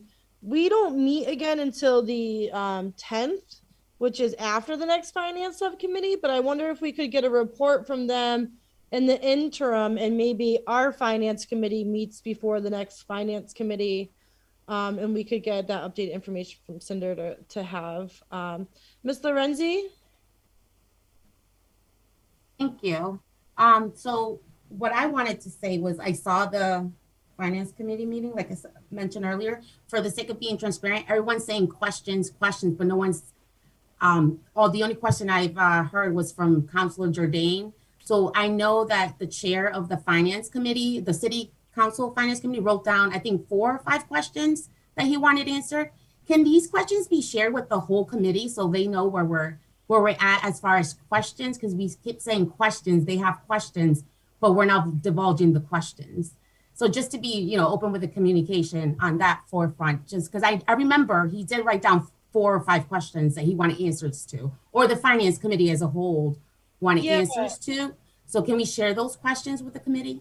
Yeah, so the ones I wrote down, so obviously we can get copy of their minutes as well for clarity, but what I had wrote down was a statement from the executive financial leadership that the bond availability, which Josh basically shot down and said he didn't have the capacity to do that. A statement from the receiver guaranteeing the $500 annual contribution, which again, we can work on doing, which we discussed. And then the other thing I had written down was the potential for model school savings, which we're going to get to this topic in just a few minutes in the agenda. And then I basically had told him we would send him the minutes from the last meeting, as well as we had talked about the proposal from our designer and OP that we had currently chose, which outlines their duties, because he was wondering why it was the price it was. So that's what I had noted. I'm not sure if we had caught in anything else, Anthony or Josh. I think that's it. Go ahead, Anthony. Okay. Was there anything else? Did you I have think you any captured other it. questions that we caught? So as far as the bond capacity with that discussion there, I'm wondering if that's another piece we can move to the finance committee.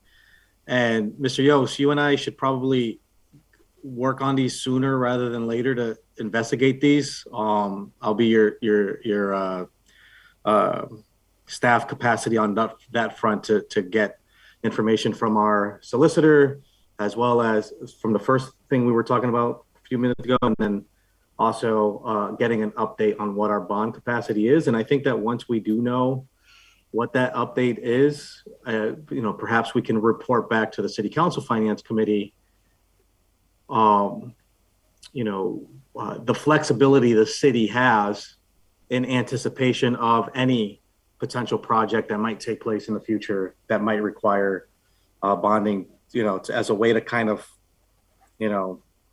somewhat satisfy the concern that Councilor Jordan might have. But I don't know if we could just move that that piece to the Finance Committee, and then hopefully that committee can meet and we'll work together and get those done sooner, so that by our next meeting we can have a report back, and then hopefully enough information to go back to the City Council Finance Committee with.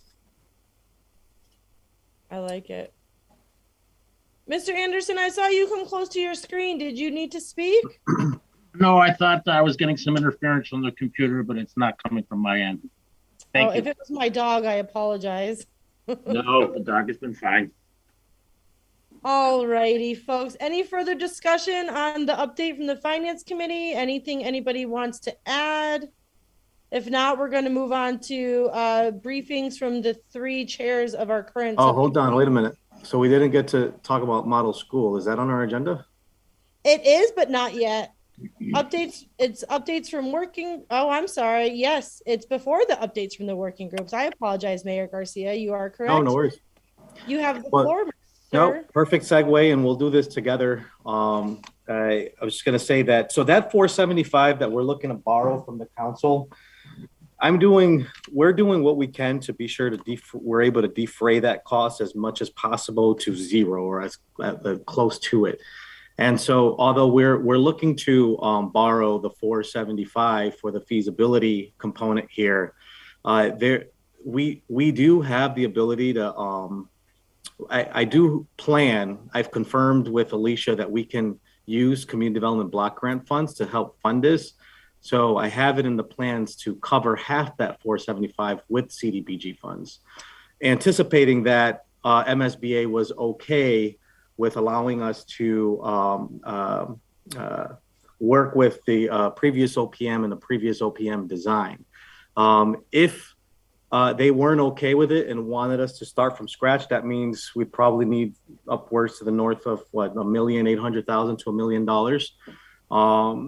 Again, because we're able to use the CDBG, you know, I was thinking, all right, so maybe we still ask the city council no more than 475, and we'll just fund the other half with available community development block grants. I did learn today, however, that there's a new final rule for ARPA that's allowing us to pay for capital. And there's a good shot right here that I can also use ARPA money to help pay for this component. Never, even though that might be the case, we just need the confirmation of the 475.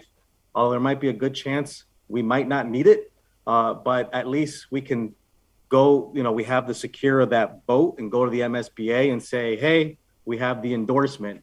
And later on, when funding, you know, becomes available through its own process, we just won't use we won't go and bond, even though we have the approval, we'll use the alternative funding sources. Then I learned about the model school idea, and Anthony can probably describe this better than me. So I'm going to pass it to him, and then we'll just kind of piggyback off each other so that we can, so that you understand what the model school idea is and how that is another avenue we can go to. I didn't want to, we ended up sharing it with the council because Jourdain twisted Aaron Brunel's arm, or was it Soto? Because I wanted to come back to this committee first to make sure you guys felt good about it before we even entertained it. But now it's on the table. They're aware and they want us to investigate it. But go ahead, Soto, if you want to just talk a little bit about what that means and yeah.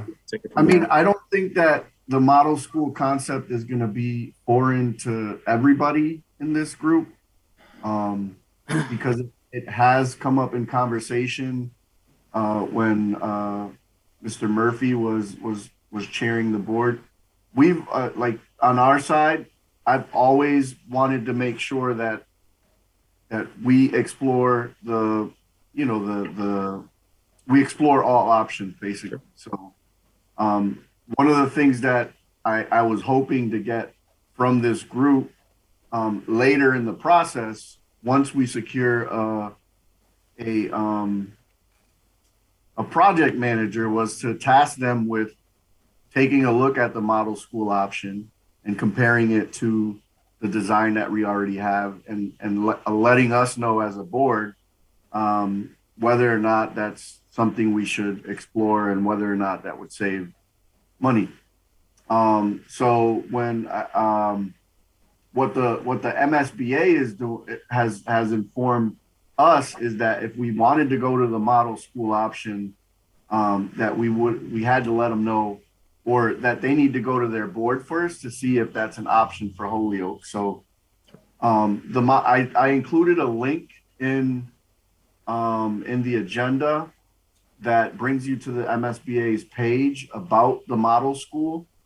But what it is essentially is the MSBA already has a program where they've been able to adapt and reuse successful designs of other schools that have come in at a lower cost than the average school. So there's what they would have to do is get their board to approve that as an option for us.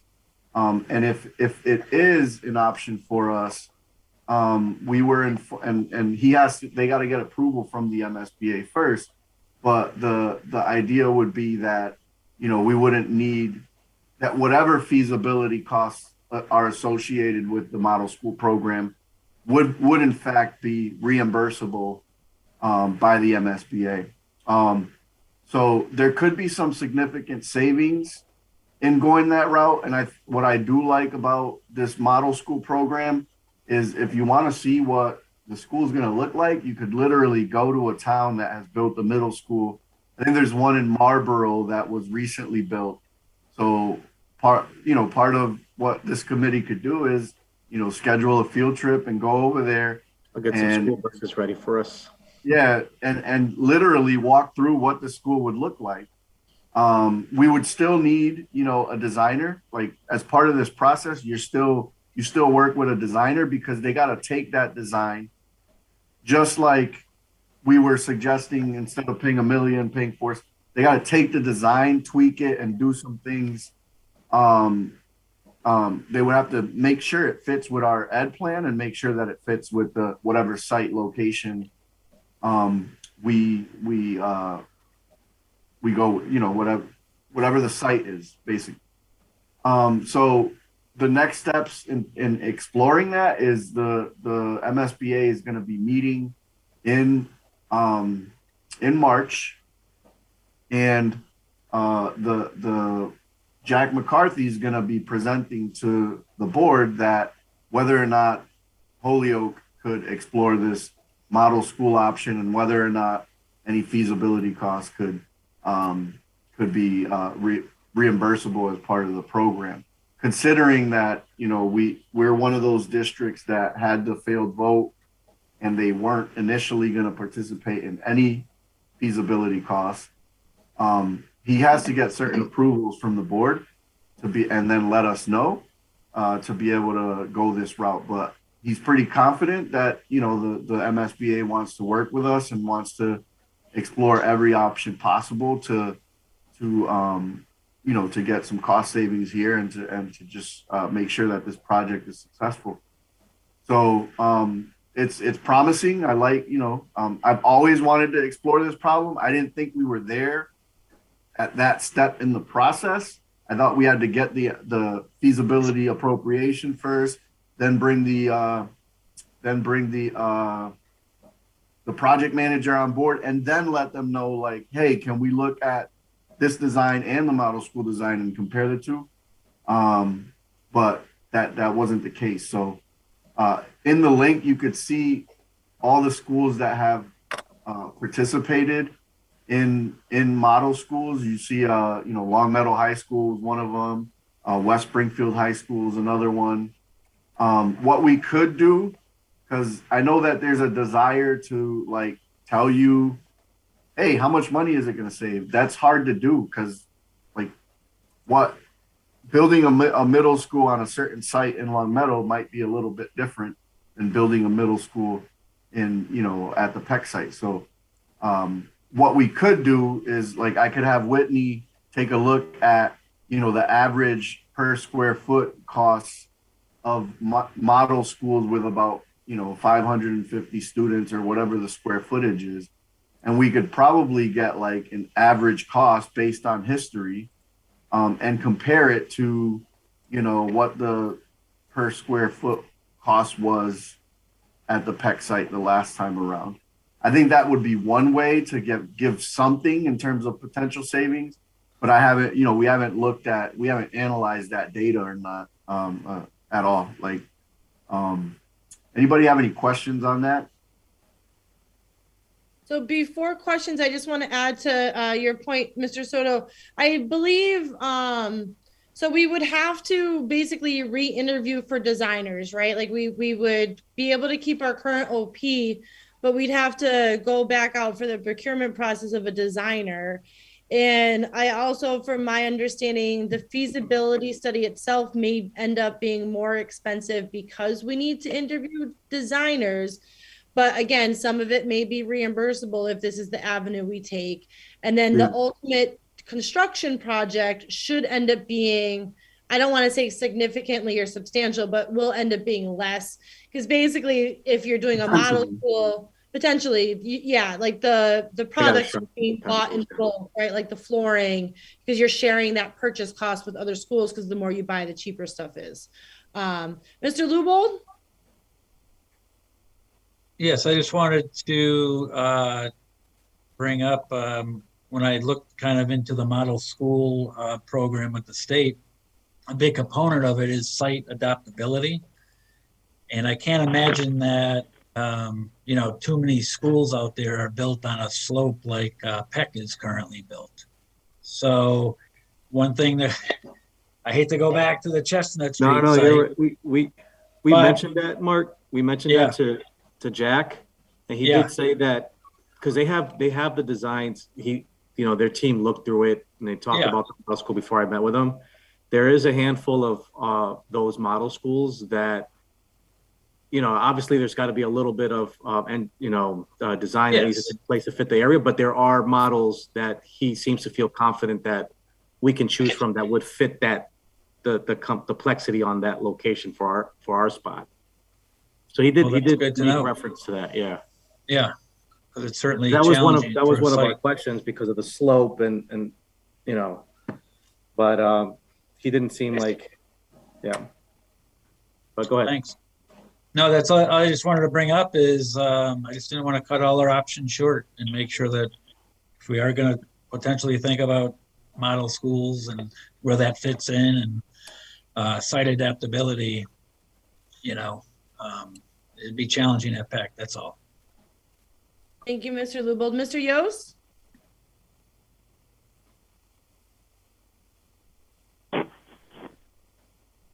Well, it looks like my questions were just answered because I did bring this up, I believe, at the second meeting, and it was a question about the slope and a question about the feasibility study, if the cost would be the same, but it sounds like it would be the possibility of being reimbursed if we did go the model school program. I think that's what I'm hearing. Yeah, so the definitive answer is still to be determined. It will be determined at their March meeting, but yes, in theory, that is what was discussed. And there might be like I said, it might be a good chance where just Councilor Tallman and Councilor Boyle. So, we might not have to borrow. But again, we'll keep our ear close to the ground on this. It's a moving target always. And so I'll definitely keep everybody in the loop as we proceed forward. But for now, we're going to stay the course as if we need to borrow in case nothing comes to fruition. We'll keep our current plan in play. But the goal is here for me is to defray this cost as much as possible to zero. So. And we might even find out that we get approved for the model school option. And then after the designer looks at everything, we as a committee might decide that that's not the best option for the city, but it's just, to do our due diligence and weigh out all the options, and especially considering what is ultimately going to be most affordable for the city. So I think it's important for not only this committee, but for city council to know and understand that we're exploring all options that we can. Anybody else have any thoughts or comments they'd like to add to this talking point? Seeing no hands, all right, we'll move forward then. Thanks, everybody. So, Mr. Yost, you have the floor first with an update from Finance Committee, and if you wouldn't mind letting us know when your next meeting is planned for.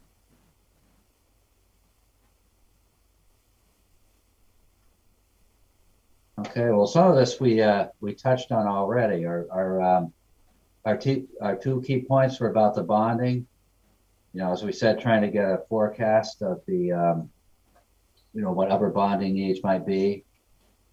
And one positive point, the ARPA, and if the infrastructure bill goes through, that money could go toward even if it doesn't go towards schools at first. I think Mark said it couldn't go to schools at all, but now I'm hearing possibly it can. But it could definitely go to I think probably our most major bonding needs are probably going to be for water and sewer. So that would help defray the needs for bonding those. And our second key point, we wanted to, it's kind of not really finance, but we wanted to encourage community engagement. We had a couple public comments tonight.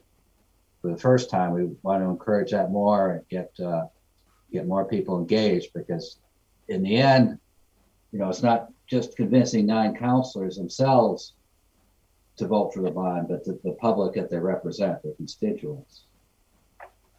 And some of the other points, as I said, Aaron Lynn will add to the agenda some of the policies regarding demolition. What percentage, if any, of that would be reimbursed at.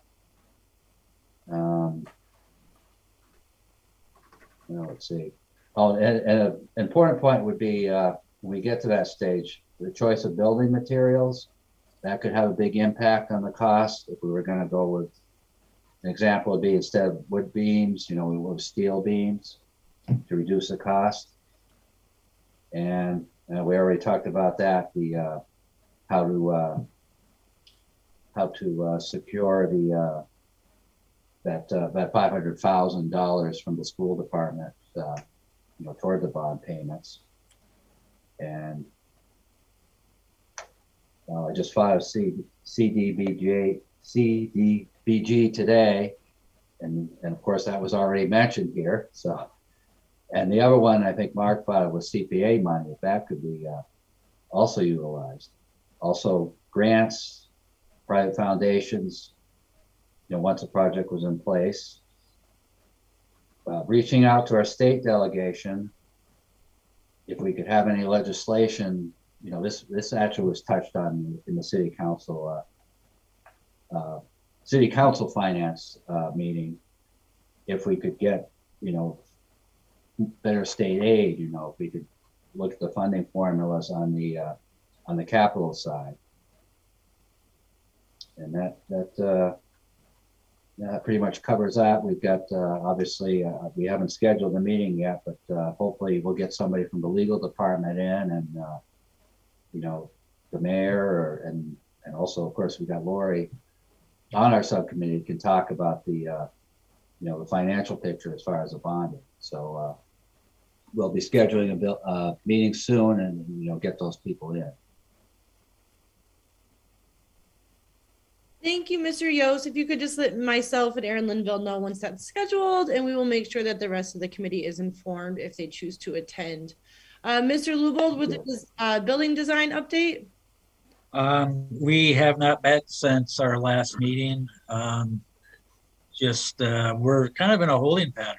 We don't know which way we're going to go here. We don't know if we're going to have a project here. We had one pretty good constructive meeting that, back in November, and then, the committee decided to throw the Chestnut Street site out. So everything we did talk about was kind of for naught. So, I don't have one scheduled at the moment. If any of the committee members of design feel there's a need, they can email me, and we can talk about meeting to discuss whatever we need to discuss going forward. And I just had one quick question. I know you guys had a retreat, and I don't know what came out of it in terms of, 5 to 8, 6 to 8, some of those type of things. So maybe after everybody goes, if there was anything of substance that, we should know about, if that could kind of be brought up at the end, maybe I would appreciate that. I can give you a quick brief right now. So we haven't met again to take a formal vote on it, but the consensus of the school committee was that we'll be going 6 to 8. 6 to 8. Okay. Thank you. And Mark, I'm wondering if we should assign to your committee the whole model school, so that when we do get the update and we learn more, we can just let you know. You can get your group together. We can talk about it there, and then that'll allow something to report back at our next meeting. As the chair of the committee. Yeah. Any information regarding that, please feel free to send it forward, and we'll take care of it. Right now we're just waiting for Jack to meet with his board, right, Anthony? And then which isn't let us until know. March, unfortunately. Right. So once we learn anything new, Mark, what we'll do we'll just work with you in your committee. We'll hash it out, talk about it and everything, and then that way we can come back with with more people informed in the process of and is that going to be a model schools and or nothing, or is it you kind of are investigating both at the same time?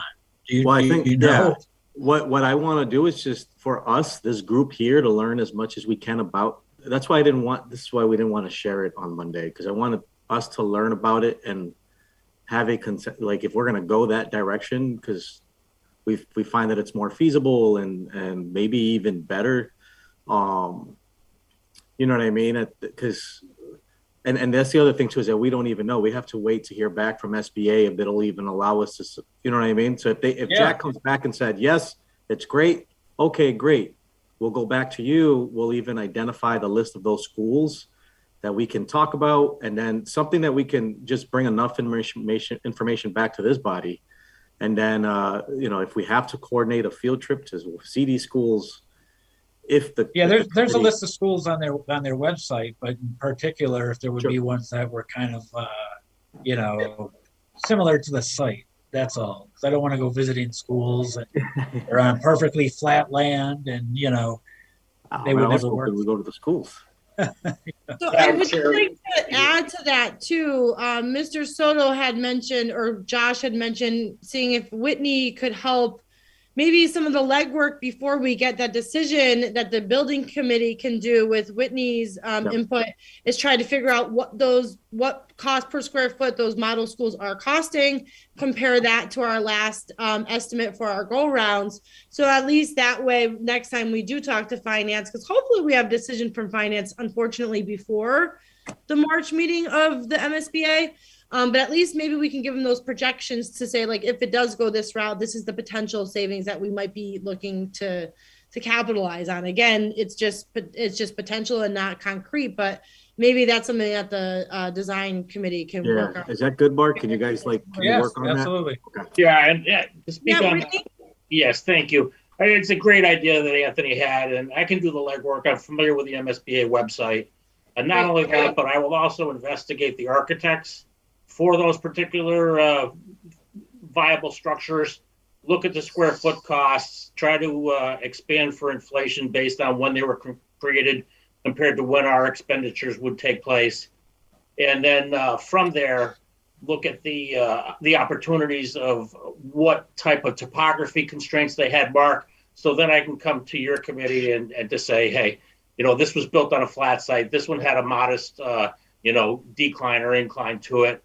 The two constraints that we do have a significant over 60 feet of elevation change front to back at Peck School, and also the Chestnut Street site, even though that's not viable at the particular moment, did have a necessity to go up 4 stories, and you don't see a lot of schools with 4 stories. So whether or not these models fit into a particular mold, I do think it is. You can always learn something through investigation. I'd be happy to do that prior to the next building committee subcommittee investigative meeting. Perfect. Thank you, Whitney. Appreciate that.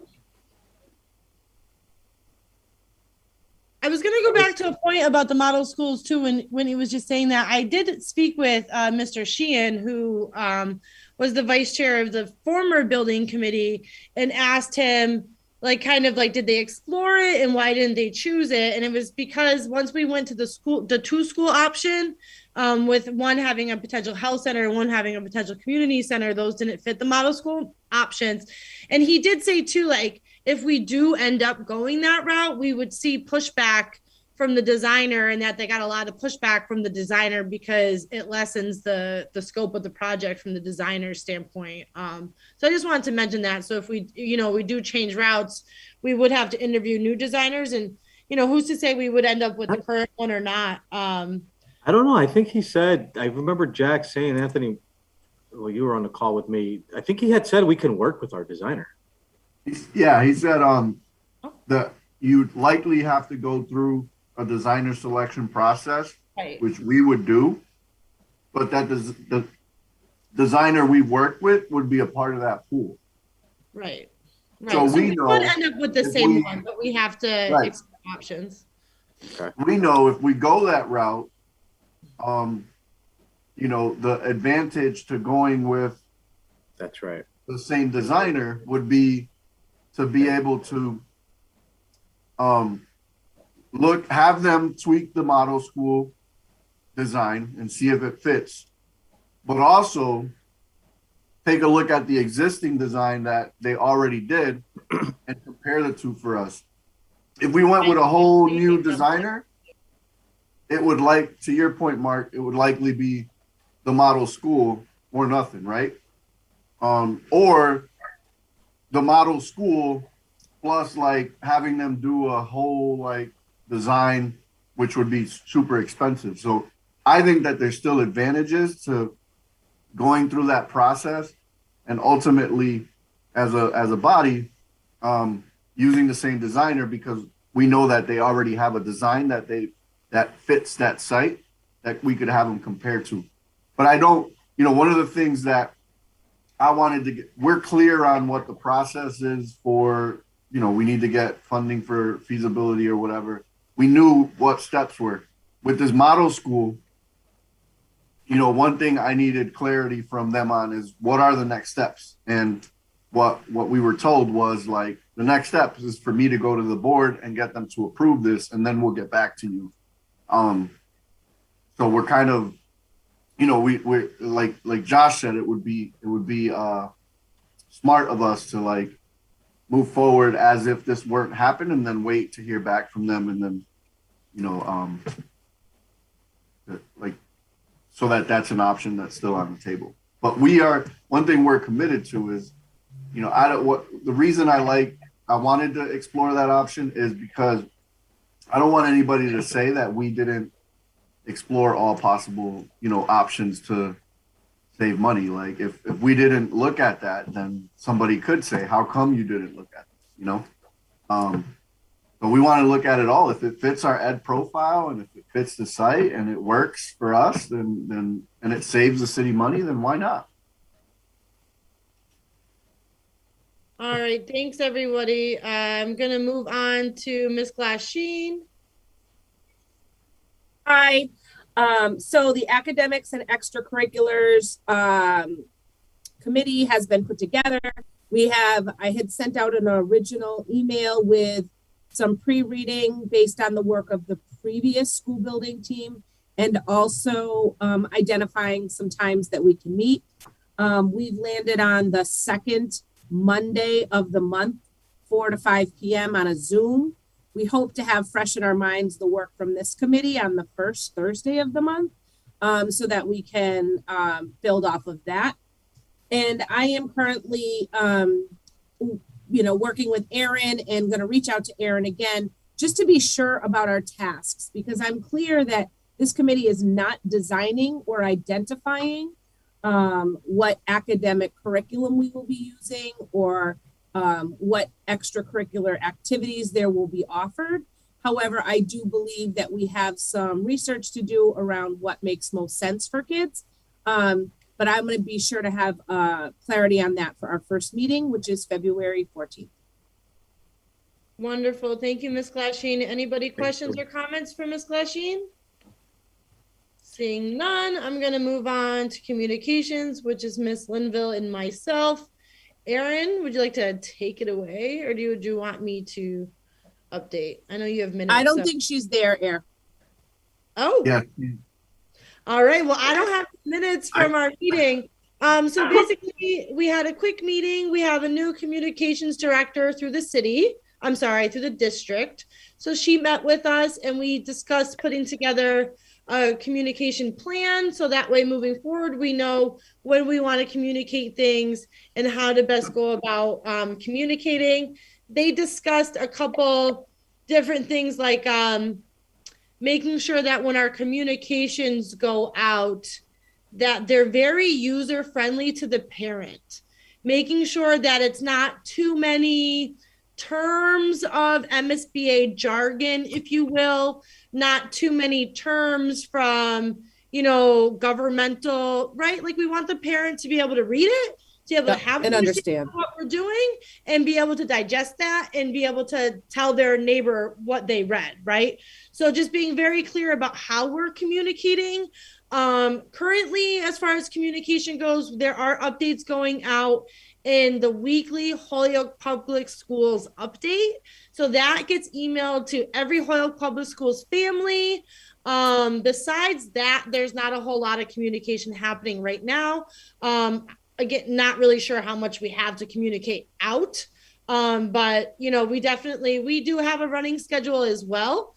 I'm pretty sure we made it for the Tuesday after our meetings, but I will email that out to you guys because I don't want to say if that's not correct. But we did also establish a standing monthly meeting time. So we will make sure that we get that out to you guys.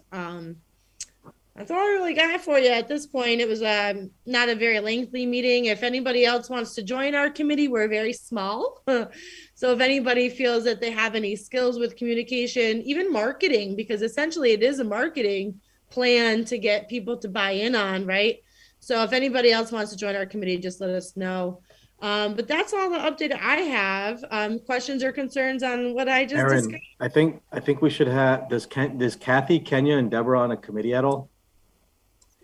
So I asked Erin to make sure that he would communicate with them to get them assigned, and she briefly mentioned that they were assigned. Okay, good. So I will make sure that she communicates with them directly if they're not. But Deborah, can you just shake your head and tell me if you were assigned to one already? Yeah. Okay, that's what I thought. I just wanted to make sure. Thank you so much. Kathy, were you assigned to one? Yes, I'm assigned to the communication committee. Wonderful. Welcome. We look forward to having you. I'll make sure you Kenya. get the information on our next meeting. I think Kenya. Oh, Kenya. Kenya, still there? No, your microphone's muted because. All right, I think. Ms. Davila, if you're still here, could you just let us know if you were assigned to a subcommittee meeting? I'll make sure we communicate with her, Josh, and get that established. Perfect. All right, so the last thing that was added to the agenda, just as a resource, Mr. Yost asked Aaron to share the MSB policy for demolition reimbursement. Mr. Yost, did you want to emphasize any talking points on that document?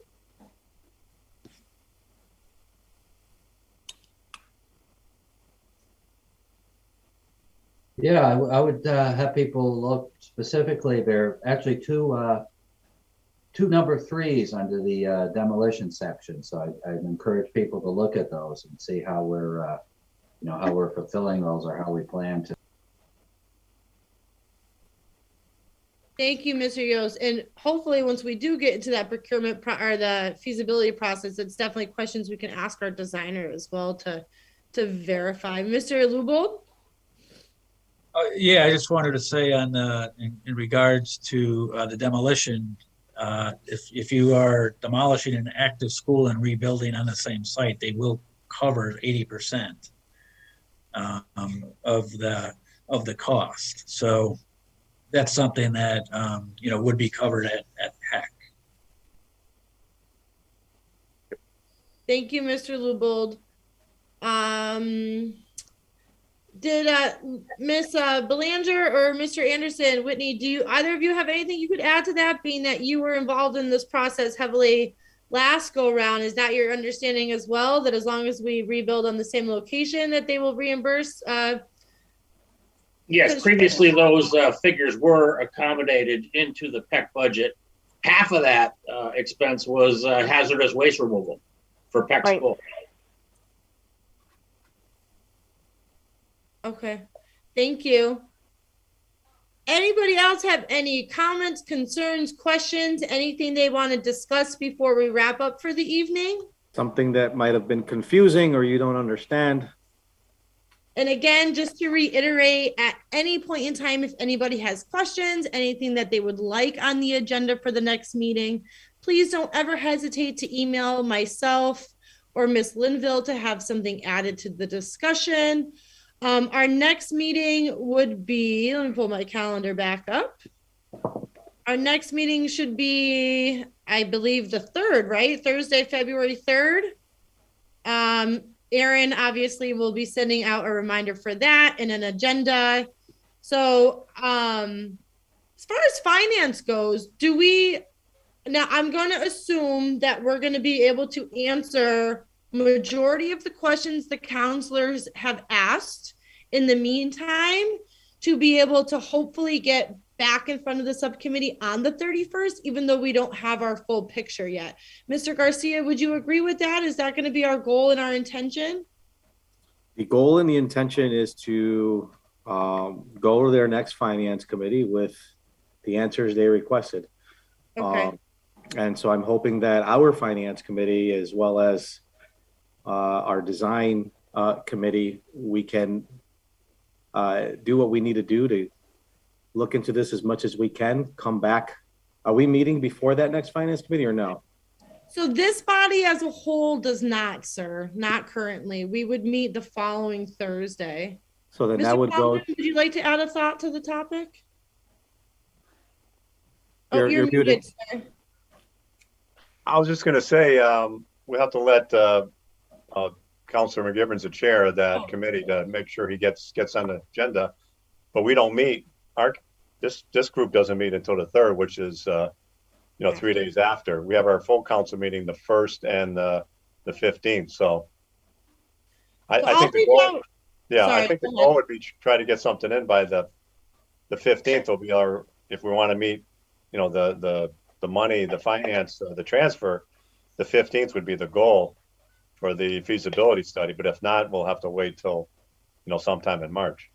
So I think we should probably try to be in front of them every time they meet. That way we can just be answering questions until they feel comfortable enough to untable it and move it to the full committee. So I want to be strategic. So if we know that their meeting is going to be X date, right? Let's get information ready and presented. And if this, to Councilor Boyle's point earlier on in this meeting, if we have to meet, that might be one of those things. So if we have to meet 2 to 3 weeks from today, so that we can report back our findings and feel comfortable with what we're going to report back to the council, then let's plan for that.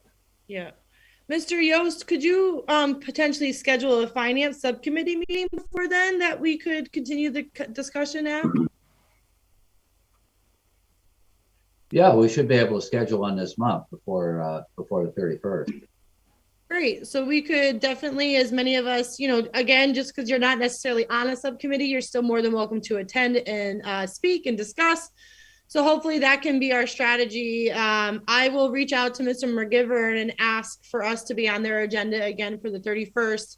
And you guys can look forward to communication from Ms. Linville, updating us with Mr. Yost's subcommittee schedule. And just to add in, Aaron, if I could, I've communicated with Mark Anderson. I've communicated with Mark Lubold, and I think I can have the model design analysis from the MSBA website figures complete by the end of next week. Perhaps Mark could schedule a meeting prior to, say, for instance, between the 24th and the 26th of January. Then we can come forth with analysis and perhaps some thoughts and considerations regarding the feasibility, adaptability, or viability of that model option.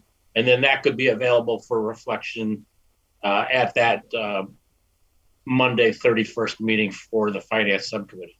Yeah, that would be great. Thank you so much. Sure.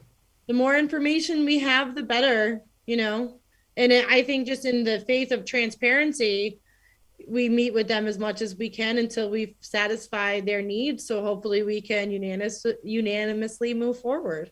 It's all about good faith. Yeah.